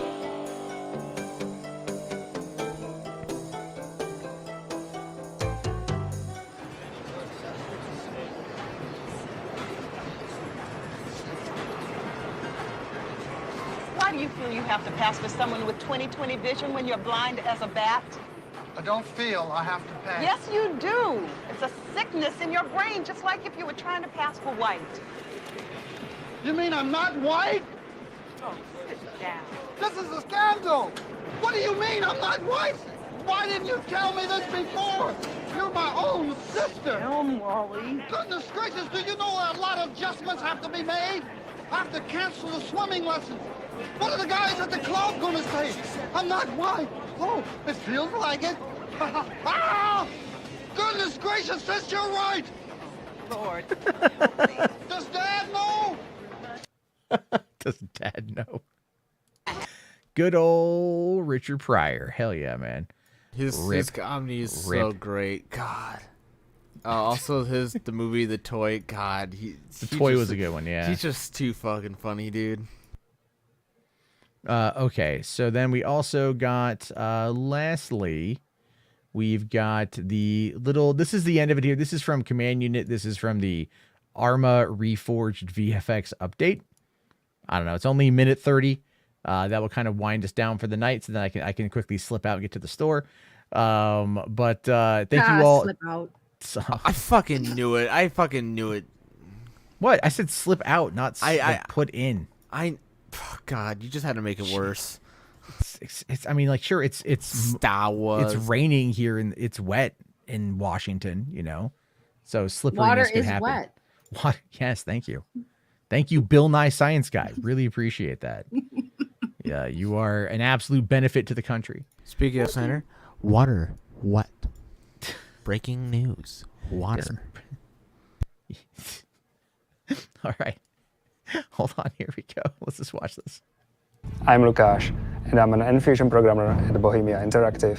In this video, I'm going to provide a quick overview of what you can expect in the upcoming VFX update. America, yeah. First of all, we focused more on the 3D particles and enhanced their physics. The system can handle a lot of them and still keep interaction with the complex geometries. They're just now doing this?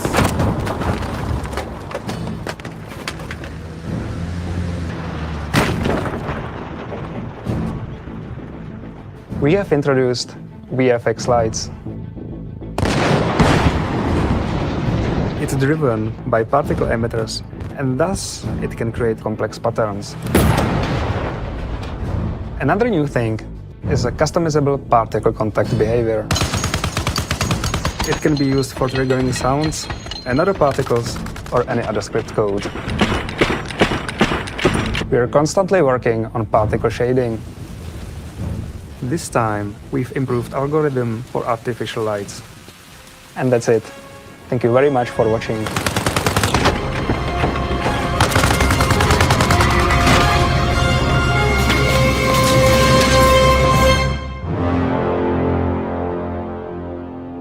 All right, there we have it on that one, folks. It's Arma. so this is a new Arma game? It's a new Arma. It's a new Arma update. It's a new Arma update. I'm like, Arma 3's been out for a while, and I'm like, it's literally on sale for like $7 on Steam. I saw when I was updating a game, but I'm like, bro, there's no. I'm kind of shocked that they're now just doing that. Like, I thought that this would have been something they would have updated like a little bit before. But I mean, it's still dope that the developers are still providing updates and new features to the game, because the community still is pretty up there. Because I keep seeing stuff on like the Steam Workshop, the stuff people doing it in like community chats just from Steam or whatever. For some reason, I have no clue how I get it, but yeah, that's it. That's all I got. Okay. It's all Saggy's fault. That is Saggy's fault. There we go. But all right, everybody, thank you all so much for hanging out with us tonight. It's definitely been a fun week. I'm gonna try to not be on tomorrow night. I'm taking that off because Sunday is my birthday, so we'll be on Sunday night. Maybe do some trailers and whatever. I'll hang out, watch some fun stuff. Again, you know what? Listen, guys, if you happen to enjoy Snyder. If you happen to laugh at the cultists, laugh at the cultists. But remember, at the end of the day, we're all just here to enjoy movies. And so go watch something you haven't seen yet. Maybe experiment with something new. You know what? And who knows? You might like it. Just like, anal, maybe. I don't know. I'm not a fan of that, but you might be. So, Saggy, your thoughts?